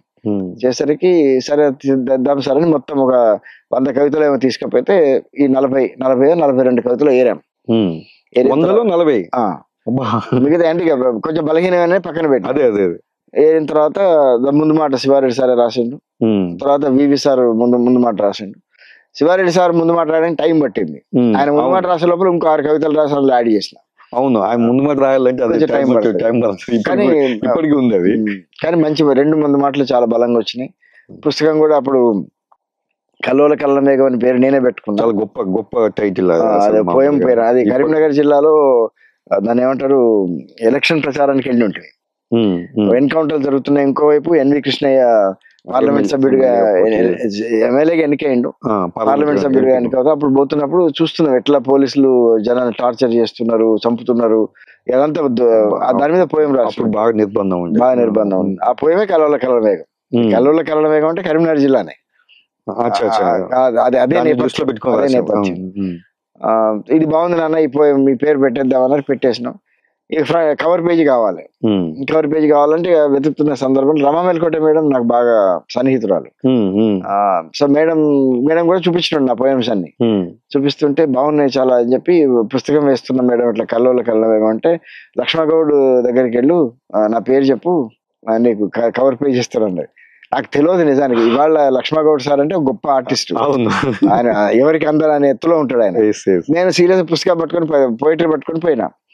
బట్ ఏమిరా ఏమొచ్చినావు బాబు, చాలా ఫ్రెండ్లీ, చాలా ప్రేమగా. రమా మేడం పంపించింది.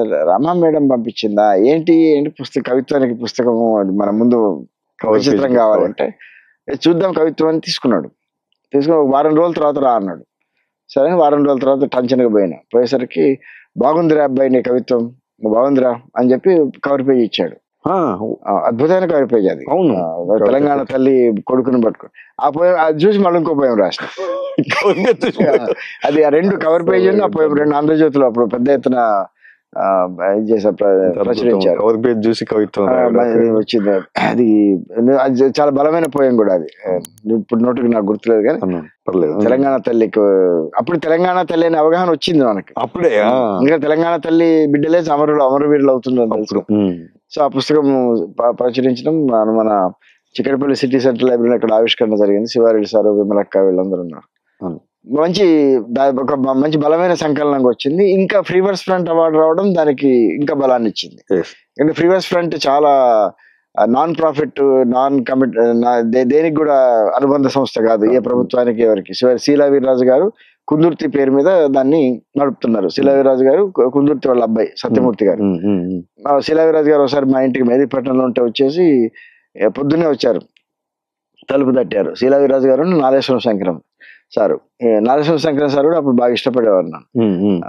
ఇప్పటికి ఇష్టపడతారు, కలిసినప్పుడు చాలా ప్రేమ చేస్తారు. వచ్చేసి ఇట్లా నీ పుస్తకం దీని కల్లోల కల్లమేఘం ఫ్రీవర్స్ అవార్డు వచ్చింది, నువ్వు విరసం మెంబర్వి, మరి నువ్వు స్వీకరించవా? ఓకే, ఏ విషయం నాకు చెప్పు, చెప్తే మేము అనౌన్స్ చేస్తాం. ఎందుకంటే మేము అనౌన్స్ చేసిన తర్వాత నువ్వు రిజెక్ట్ చేస్తే అది నాకు బాగుండదు, మాకు సంస్థకు బాగుండదు అంటే సరే సార్ అని చెప్పి విరసంలో పెట్టిన ఇట్లా అవార్డు ఇచ్చారు. ఇదంతా కొంచెం బాగా చర్చ జరిగింది. అవార్డులు తీసుకోవద్దు, తీసుకోవద్దు అంటే నేను ఒకటే మాట అన్నా, వాళ్ళు కేవలం కవిత్వాన్ని చూసి ప్రేమగా వాళ్ళ సొంత డబ్బులతోటి ఏదో ఇస్తున్నారు. కుందుర్తి గారి పేరు మీద, కుందుర్తి కూడా వామపక్షవాదే, విప్లవ రాజకీయాలని సమర్థించిన వాడే. శీలా వీర్రాజు కూడా విప్లవ రాజకీయాలు సమర్థిస్తారు. వీళ్ళెవరు ఎక్కడ కూడా మనకు వ్యతిరేకంగా మాట్లాడలేదు. తీసుకోవడంలో తప్పు లేదనుకుంటున్నామని నేను అట్లా పెడితే మొత్తం ఒప్పుకున్నారు. ఫైనల్ గా ఒప్పుకున్న తర్వాత శీలా వీర్రాజు గారికి చెప్పేసరికి అది కూడా ఒక దాని ఏమంటారు, ఒక టర్నింగ్ పాయింట్ అయింది. అంటే మనకి ఎప్పుడు అవార్డుల కోసం రాయాలని అట్లేం అనుకోం కదా, అవార్డు కోసం కవిత్వం రాయాలని అసలు ఆలోచన లేదు. అవార్డులు వస్తాయనేది కూడా తెలియదు. శివారెడ్డి గారు చెప్పారు, నిజానికి వాళ్ళు మనకు తెలియకుండానే 3 జడ్జిలకు ఇస్తారట వాళ్ళు ఈ పుస్తకాలన్నీ. ఒకరి జడ్జికి ఒకరికి తెలియకుండా వాళ్ళు వచ్చిన మార్కులన్నీ తీసుకుంటారట. తీసుకొని 3 కన్సాలిడేట్ చేస్తారు. ఏ జడ్జి ఏది చూస్ చేసుకుంటే ఇంకోరికి తెలియదు. సీక్రెటివ్ గానే జరుగుతుంది ప్రాసెస్ అంతా. సో అట్లా 3 మీరే సెలెక్ట్ అది వచ్చింది. అంటే ఒక జడ్జి పుస్తకానికి అవార్డు వచ్చింది.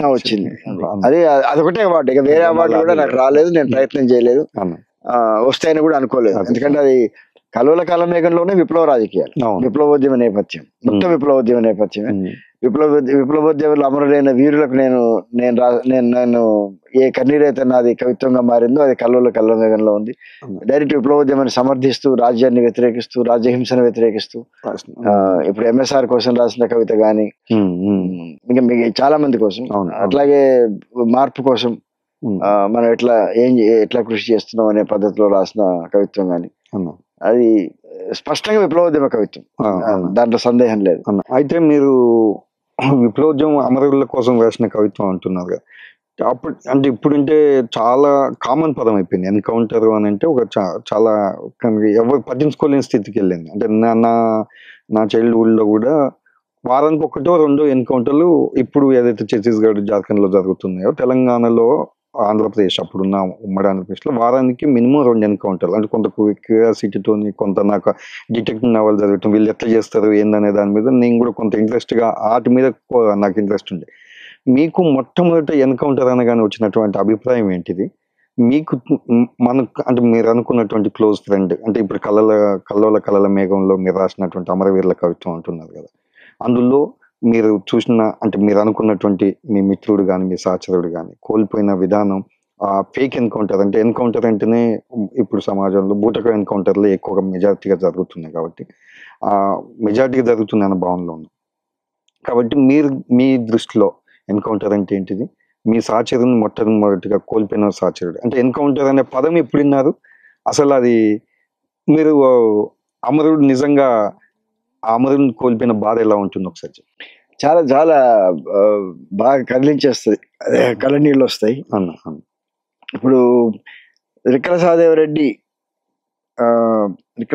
కంటే ముందే కొండాపురం ఎన్కౌంటర్ అయింది. కొండాపురం ఎన్కౌంటర్ లో అప్పుడు 6గురిని చంపారు. అది మేము ఆ ప్రదేశానికి పోయి చూసినాం కూడా, ఎట్లా రాత్రి పడుకోవడం, వాళ్ళని వెంటాడి కాల్చి చంపడం. అప్పుడు మాకు అర్థమైపోయింది వాళ్ళు నిజానికి నిరాయుధులు, వాళ్ళ దగ్గర ఆయుధాలు లేవు. ఆ నిరాయుధులైన వాళ్ళని పట్టుకొని వేటాడి కాల్చి చంపిన సందర్భం అది. సో ఎన్కౌంటర్ అంటేనే బూటకపు ఎన్కౌంటర్ అని అప్పటికే ఒక వస్తుంది. ఎందుకంటే సూరపనేని జనార్దన్ వాళ్ళని గిరాయిపల్లి అని చెట్లకు కట్టేసి చంపిననేది అప్పటికి ఇది ఉంది కదా. అవును, నిజానికి ఏ ఎన్కౌంటర్ లో కూడా డైరెక్ట్ ఎదురుకాల్పుల్లో చనిపోయింది లేదు. ఎక్కడైనా ఇట్లా చంపిండనే మాకు స్పష్టమైన అవగాహన ఉన్నది. ఎన్కౌంటర్ అంటేనే బూటకం అని. ముఖ్యంగా నాకు సహదేవరెడ్డి మా ఇంటికి వచ్చిండు బండమేశ్వర నగర్ లో ఉన్నప్పుడు. రిక్కల సహదేవరెడ్డి మంచి పోయేట్, చాలా సెన్సిటివ్ అబ్బాయి, సెన్సిటివ్ పిల్లగాడు. సిరిసిల్ల నుంచి అమాయకత్వం తోటి చాలా చాలా పాలుగారే యవనం అంటారు కదా, అంత చిన్నపిల్లాడు. మాతో రాత్రి గడిపిండు, పుస్తకాలు తీసుకున్నాడు, అని రాసిన కవిత్వం చదివి వినిపించిండు.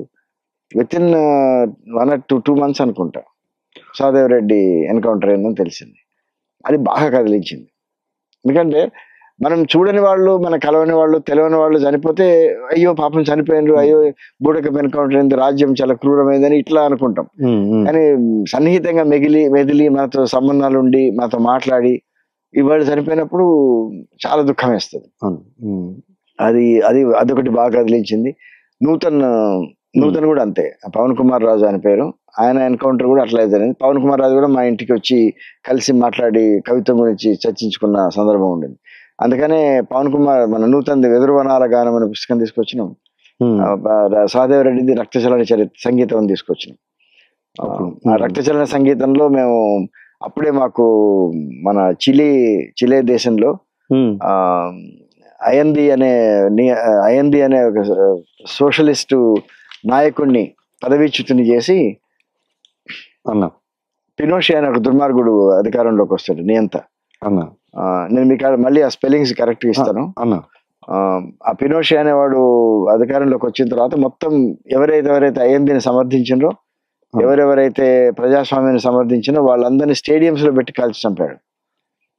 స్టేడియంస్ లో అట్లా చంపబడ్డ వాళ్ళలో విక్టర్ హారా అని ఒక అతను. విక్టర్ హారా, JARA హారా అంటారు.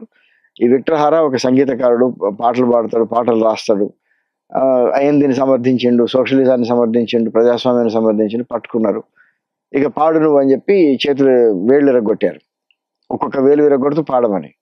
అది మనకు అప్పుడు బయటికి ఒక అమెరికాలో ఒక సింగరు, పీట్ సిగర్ అనే ఒక సింగరు ఒక కాన్సర్ట్ లో ఆయన పోయం చదివి వినిపిస్తాడు అనమాట. విక్టర్ హారా రాసిన పోయం. అది చాలా కదిలించింది మమ్మల్ని. ఇది ఈ లోపల సహదేవరెడ్డి దాన్ని ఆ పుస్తకంలో అనువాదం చేసి సుధాకర్ నేను కలిసి చేసిన ప్రయత్నం. సో అట్లా బాగా దుఃఖాన్ని కలిగించిన విషయాలు ఉన్నాయి. ఇక అన్నిటికంటే బాగా పొర్లి ఏడ్చిన సందర్భం వీరన్న ఎన్కౌంటర్. నేను 99 మే 16 అమెరికాలో ఉన్నా. పోతున్నప్పుడు ఫోన్ చేస్తే మళ్ళీ ఎప్పుడు వస్తారో అన్నాడు.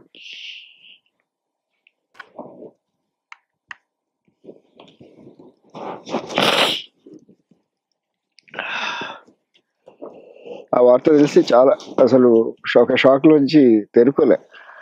మళ్ళీ ఆ చిన్న ప్రాణం భయంకరంగా చిత్రహింసలు పెట్టి గోర్లలో సూదులు గురించి ఛాతి మీద చర్మాన్ని కాళ్ళు పెట్టి తొక్కి చాలా దుఃఖం కలిగింది.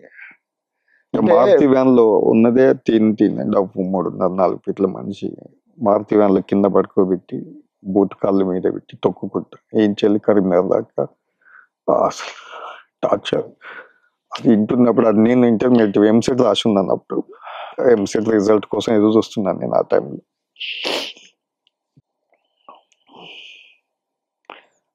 అన్న అమృతని చెప్పేటోడు ఇట్లా జరిగింది అన్నది. అసలు అంటే మనం అప్పటికి అన్నతో మా కజినే ఉండేటోడు కొరియర్. యాక్చువల్గా వాడిని మార్చడం తప్పు చేసినామేమో ఒకనొక దశలో అనిపించింది. కానీ అప్పటికే జగదీష్ అరెస్ట్ బాగా రివీల్ అయింది. జగదీష్ అరెస్ట్ తోనే కొంచెం బాగా ఇబ్బంది పడ్డాం వాస్తవానికి. జగదీష్ అరెస్ట్ కాకపోతే కొంత మళ్ళీ ఒక మాట ఏంటంటే ఒక 15-20 days అయితే ఇక్కడ ఉండడు అనేది ఒక అది కూడా చెప్పిండు. అది ఒక లాస్ట్ టైం జడ్బీ గార్డెన్ అని ఇక్కడ రామ్నగర్ చౌరస్తాలో ఉండేది. గ్యాస్ అయిపోతే వచ్చాడు, గ్యాస్ పికప్ కోసం వచ్చాడు. అప్పటికే క్యాబ్ పెట్టుకొని అద్దాలు లాస్ట్ విజన్ నాకు అన్నది. అది ఆటోలో దిగాడు. ఆటో మేము కూడా ఎక్కువసేపు లేము.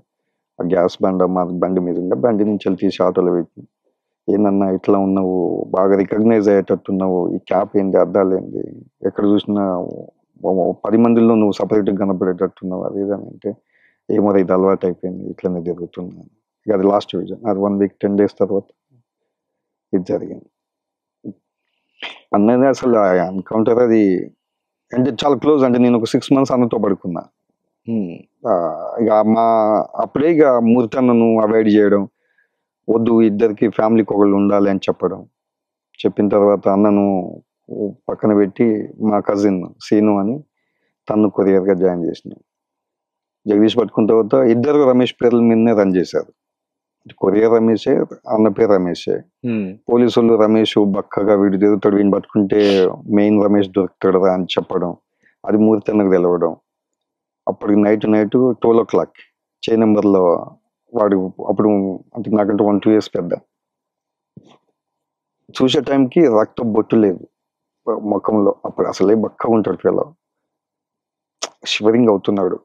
అన్న నేను చనిపోతా, నాకేం భయం లేదు, కానీ వాళ్ళు కొట్టే దెబ్బలకి నేను తాళలేనన్న. ఎక్కడున్నారు అన్న అన్ని చెప్పాల్సి వస్తాయి, వీరని అన్ని చెప్పాల్సి వస్తుంది, ఆ దెబ్బకు చెప్పాల్సి వస్తుంది అని.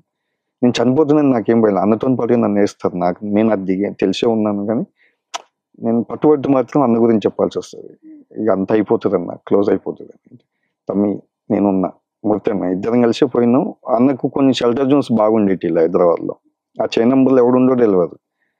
ఈ నైటు 6 గంటలు, 6 కూడా కాదు 3-4 గంటలు బతికినట్టు నువ్వు బతికిపోయినట్టు, అక్క ఊరికి వెళ్ళిపో, 6 నెలలు నేను చెప్పేంత వరకు బయటికి, ఇంట్లో నుంచి కూడా బయటికి రాకు, ఇంట్లో ఆ ఊళ్ళో కూడా ఇంట్లో నుంచి కూడా బయటికి రాక అని చెప్పి 4 గంటలకు బస్సు వస్తుందంటే 4 గంటలకు బస్సు ఎక్కి వెళ్ళిపోయాడు.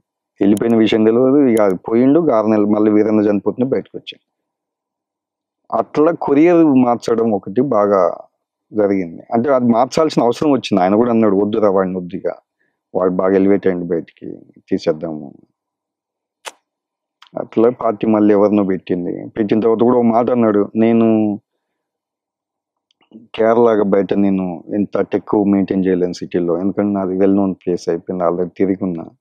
నేను ఫారెస్ట్కి వెళ్తే నన్ను దేవుని లెక్క చూసుకుంటారు, వాళ్ళు కాలు కింద పెట్టుకుంటా, నేను రాసుకుంటా నీకు పంపుతుందో కొట్టేసేయి, నేను అక్కడనే ఉంటా, ఇక్కడ నా వల్ల కావట్లేదు, ఎక్కడెక్కడి నుంచి ఎవడు వస్తాడో తెలుస్తలేదు, ఇది చాలా నేను చేసిన కాడికి. అప్పటికే ఎంఆర్పిఎస్ ఉద్యమం మాలా మాదిగ మధ్యన కాంట్రడిక్షన్స్ బాగా నడుస్తున్నాయి. వెంకట్రావు సంథింగ్ మాలమ్మ నడికే వాళ్ళు ఉన్నారు ఆ టైంలో. ఈ ఇప్పుడు కంటే ముందు ఒక ఆయన ఉన్నారు.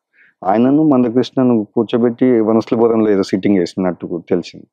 తర్వాత అనగన్న కులాల ఐక్యదండ ద్వారా నిజాం కాలేజీలో 1,00,000 మందితో పెద్ద సభ. అది దానికంటే వన్ మంత్ బిఫోర్ ఎన్కౌంటర్ అయింది. ఈ మేజర్గా వీరన్న విషయంలో జరిగినాయి కులం ఒకటి, తర్వాత తెలంగాణ అనగారిన కులాల ఐక్యదండోరం పేరు మీద ఒక పార్టీ ఎస్టాబ్లిష్మెంట్ చేయడం, ఇవి మేజర్గా తనకి థ్రెట్కు ఎక్కువ కారణాలు ఏమని నేను అనుకుంటున్నాను. నాకు ఇప్పటికీ ఒక మనిషిని అంత ఘోరంగా ఎట్లా చంపగలరు? అది అన్నతోనే కాదు, చాలా మందిని కిషన్ జీని కూడా అట్లాగా చేశారని వివి గారు చెప్తుంటే అసలు కిషన్ జీని కూడా భయంకరంగా అన్నది. ఇక ఆయన గురించి చెప్పుకోవాలంటే మళ్ళీ ఇంకొక మనకి 2-3 గంటలన్నా మళ్ళీ వచ్చిన తర్వాత అది చేసుకుందాం అన్న. ఇది ఎన్కౌంటర్లకు సంబంధించిన అన్న కవిత్వాన్ని పాట రూపంలోకి మార్చిన దాఖలాలు ఉన్నాయో నాకు తెలియదు, కానీ మీ పాట అడవి ఏడ్చింది అన్న పాట రామారావు ఉన్న గొంతులో నుంచి వెళ్ళి జాలువారి లక్షలాది ప్రజలను కన్నీళ్లు కాల్చినటువంటి ఒక సందర్భం ఈ సమాజంలో ఉంది. దాని గురించి ఒక 2 మాటలు చెప్పిస్తే మనం తప్పకుండా అదొకటి. ఇంకొక విషయం మాట్లాడుకొని క్లోజ్ చేద్దాం. సినిమా గురించి ఒకటి చెప్పేసి క్లోజ్ చేద్దాం, మీ ఇష్టం. ఇంకా మీరు ఎంతసేపు చెప్తారంటే మీకే వదిలేస్తా అన్న. ఇది ఒక్కటి చెప్పి తర్వాత సినిమా చెప్తాను. తర్వాత సినిమా గురించి మనం ఒక 2 నిమిషాలే, ఎక్కువద్దు దాని గురించి కూడా. అది చంద్రపుల్లారెడ్డి అప్పుడు మేము 84లో పార్టీ స్ప్లిట్ అయింది. మేము చంద్రపుల్లారెడ్డి వైపు తీసుకున్నాం. 84 నవంబర్లో చంద్రపుల్లారెడ్డి చనిపోయినట్టు తెలిసింది అన్న. శ్రీశ్రీ ఎట్లాగైతే నాకు సాహిత్య గురువు, సిపి రాజకీయ గురువు. రచనలు అవి చదవడం ఆయన నిజాన్ని కలుద్దామని చాలా ప్రయత్నం చేసిన కానీ మరి చాలా చిన్న వయసు, 19 years 84లో నాకు. పెద్ద ఊరేగింపు స్టార్ట్ అయింది. రామారావు ముందున్నాడు, నేను వెనక నడుస్తున్నా. అన్న సిపిఆర్ అడవిలో చనిపోయింది కదా, ఇప్పుడు అడవింతా ఏడుస్తుంటదేమో అని అన్నా నేను. అనేసరికి అవును అడుగంతా దుఃఖం ఏమైంది, ఆయన ఎప్పుడు బయటికి రాలేదు, లీగల్గా ఎప్పుడు లేడు, లోపలనే చనిపోయిండు, రాజ్యానికి ఎప్పుడు పట్టుబడలేదు, అడవంతా దుఃఖిస్తుంటది అని అనుకుంటూ అడవి ఏడ్చింది అని ఏదో ఆ పెద్దన్న ఏడని అడవి ఏడ్చింది అని మొదలు పెట్టుకున్నాం. నోట్లో ఎందుకంటే అప్పటికి పాటలు రాయలే నేను.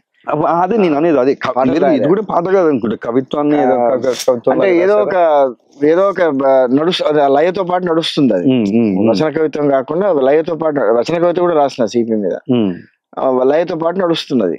నడుస్తున్న పదాలు పడుతున్నాయి. నేను సిగరెట్ డొప్పల మీద రాసుకుంటూ పోతున్నా, ఊరేగింపులు నడుచుకుంటున్నా. ఊరేగింపు అయిపోయింది.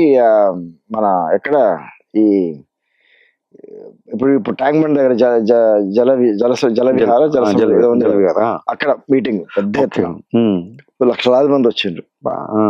మొత్తం రాష్ట్రాల నాయకులు అందరు వచ్చిండ్రు. వచ్చి కూర్చున్నారు.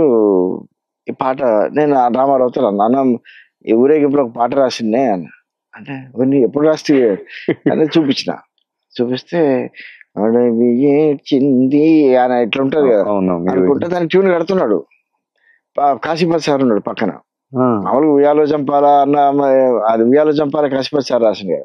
ఈసారి కూడా సిపి మీద సిపికి కాశీపతి చాలా క్లోజ్. ఆయనే రాస్తాడని అనుకుంటున్నారు అందరు పాట. ఈయన వచ్చేసి పాట వచ్చేసింది, తయారైపోయింది, నేను పాడతా అంటాడు. ట్యూన్ వచ్చేసింది అని ఒకసారి పాడే అంటే కొంచెం పాడి అనిపించాడు. బాగుంది బాగుంది. ఈ లోపల చుట్టుపక్కల మధుసూదన్ రాజు, ఈయన కేఆర్ లోపలే ఉన్నారు కదా, మధుసూదన్ రాజు, మధుమామ, ప్రదీప్ వీళ్ళందరూ ఉన్నారు. వాళ్ళందరూ బాగా వస్తుంది పాడేసే అన్నారు. పోయింది స్టేజ్ మీద పాడేసాను. ఇక ఆయన రాగం ఇదంతా ఉంటది బ్రహ్మాండంగా. మొత్తం అసలు పిన్ డ్రాప్ సైలెన్స్, జనాలు ఏడుస్తున్నారు. అడవితో పాటు జనసముద్రం కూడా ఏడుస్తున్నది. అది అద్భుతంగా అనమాట. నేను నాకు నేను నమ్మలేకపోయింది. నేను రాసిన పాటన అది కూడా ఇప్పుడు just half an hour 2-3 hours పట్టింది ఊరేగింపు. ఆ ఊరేగింపులో రాసిన పాటన అని నేనే ఆశ్చర్యపోయాను అనమాట. అయిపోయిన తర్వాత పాట అంతా పాడినాక పిలిచిండు నన్ను స్టేజ్ మీదకి. పాట రాసింది ఎవరు అంటే ఈ 19 ఏళ్ల పిల్లగాడని నన్ను పిలిచిండు అన్నట్టు స్టేజ్ మీదకి. గొప్ప అనుభవం. అదే గొప్ప అనుభవం, చాలా గొప్ప అనుభవము. నిజానికి దాని తర్వాత 1-2 రాసిన పాటలు తప్ప ఎక్కువ రాయలేదు. కిట్టు మీద రాసిన తర్వాత అంతే, ఎక్కువ రాయలేదు. అది అన్న ఇంకొక క్వశ్చన్ ఇక క్లోజ్ చేద్దాం అన్న. మలి దశ తెలంగాణ ఉద్యమంలో మారోజు వీరన్నతో మొదలైంది తెలంగాణ మహాసభ. తెలంగాణ మహాసభ సరే అదంతా స్టార్ట్ అయిన తర్వాత కేసీఆర్ తెలంగాణ రావడం ఇదంతా బాగానే ఉంది. ఇప్పుడున్న సమాజానికి తెలంగాణ వచ్చింది, సరే మన అస్తిత్వం మనకు వచ్చింది, నీళ్లు నిధులు నియామకాలు ఏం పంచుకున్నాం మనమే పంచుకుంటున్నాం, మనకే వస్తున్నాయి.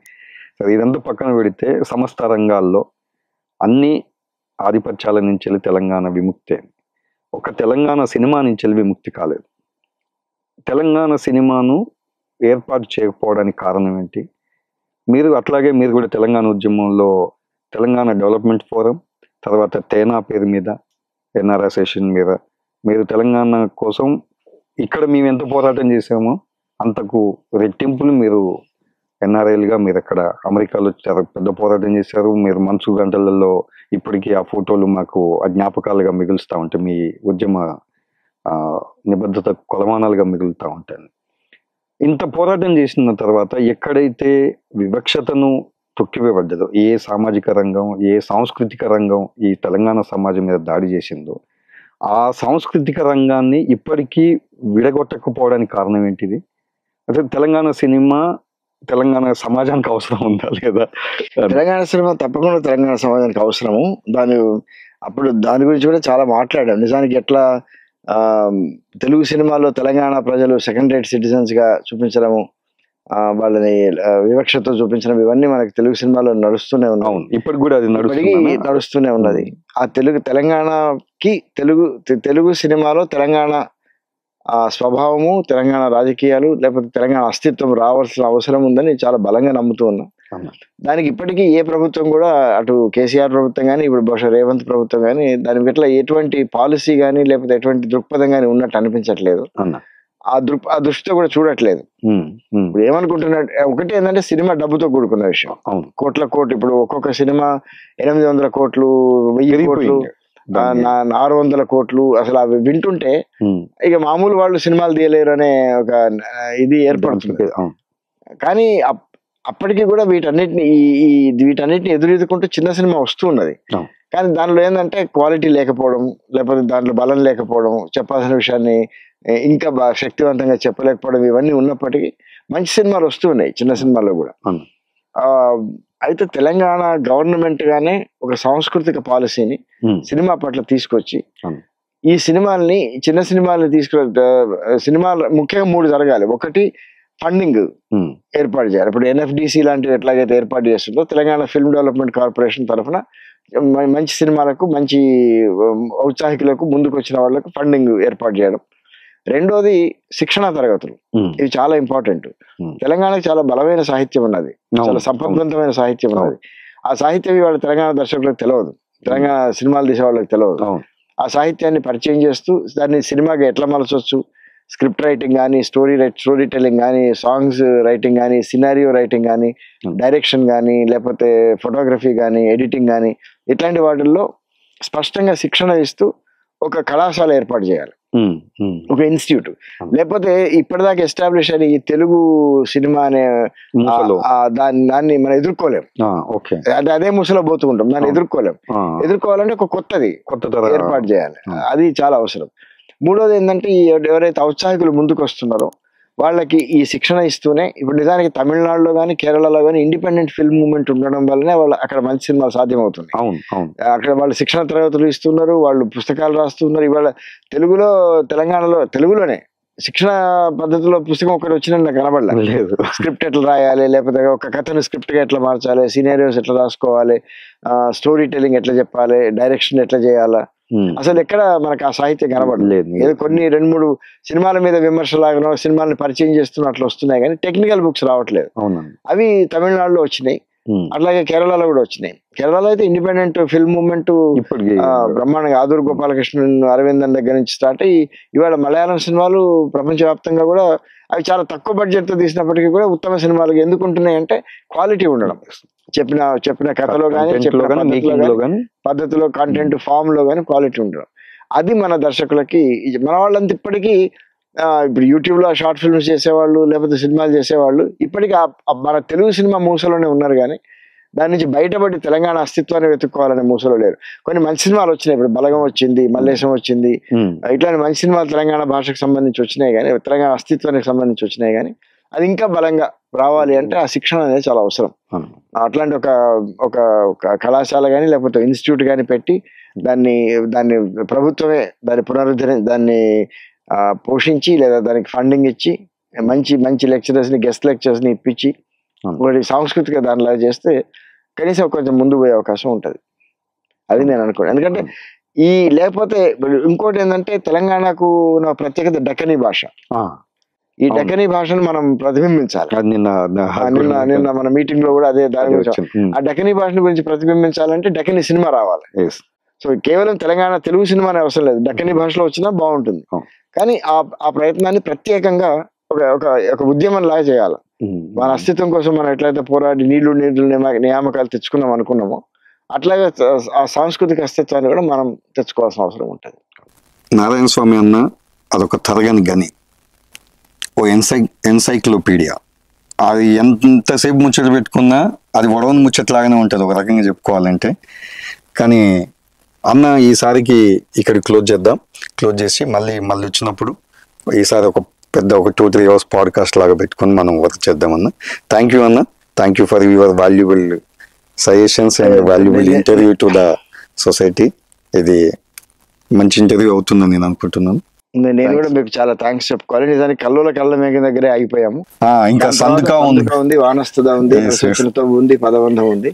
అవన్నీ మళ్ళీ నాకు ఇష్టమైన నర్సుచ్చినతో ఉంది. అసలు అంటే కవిత్వాన్ని కొంచెం దూరమైన వివరంగా మాట్లాడుకుందాం. ఎందుకంటే సందుకలో నేను కళ్ళ నుంచి పూర్తిగా వేరుపడ్డా. ఆ భాష నుంచి, సంస్కృత పదబంధాల నుంచి, సమాసాల నుంచి బయటపడి తెలంగాణ భాష తీసుకురావడానికి ఆ సందుక పోయిటరీలో కూడా అవే ఉంటాయి. Thank you.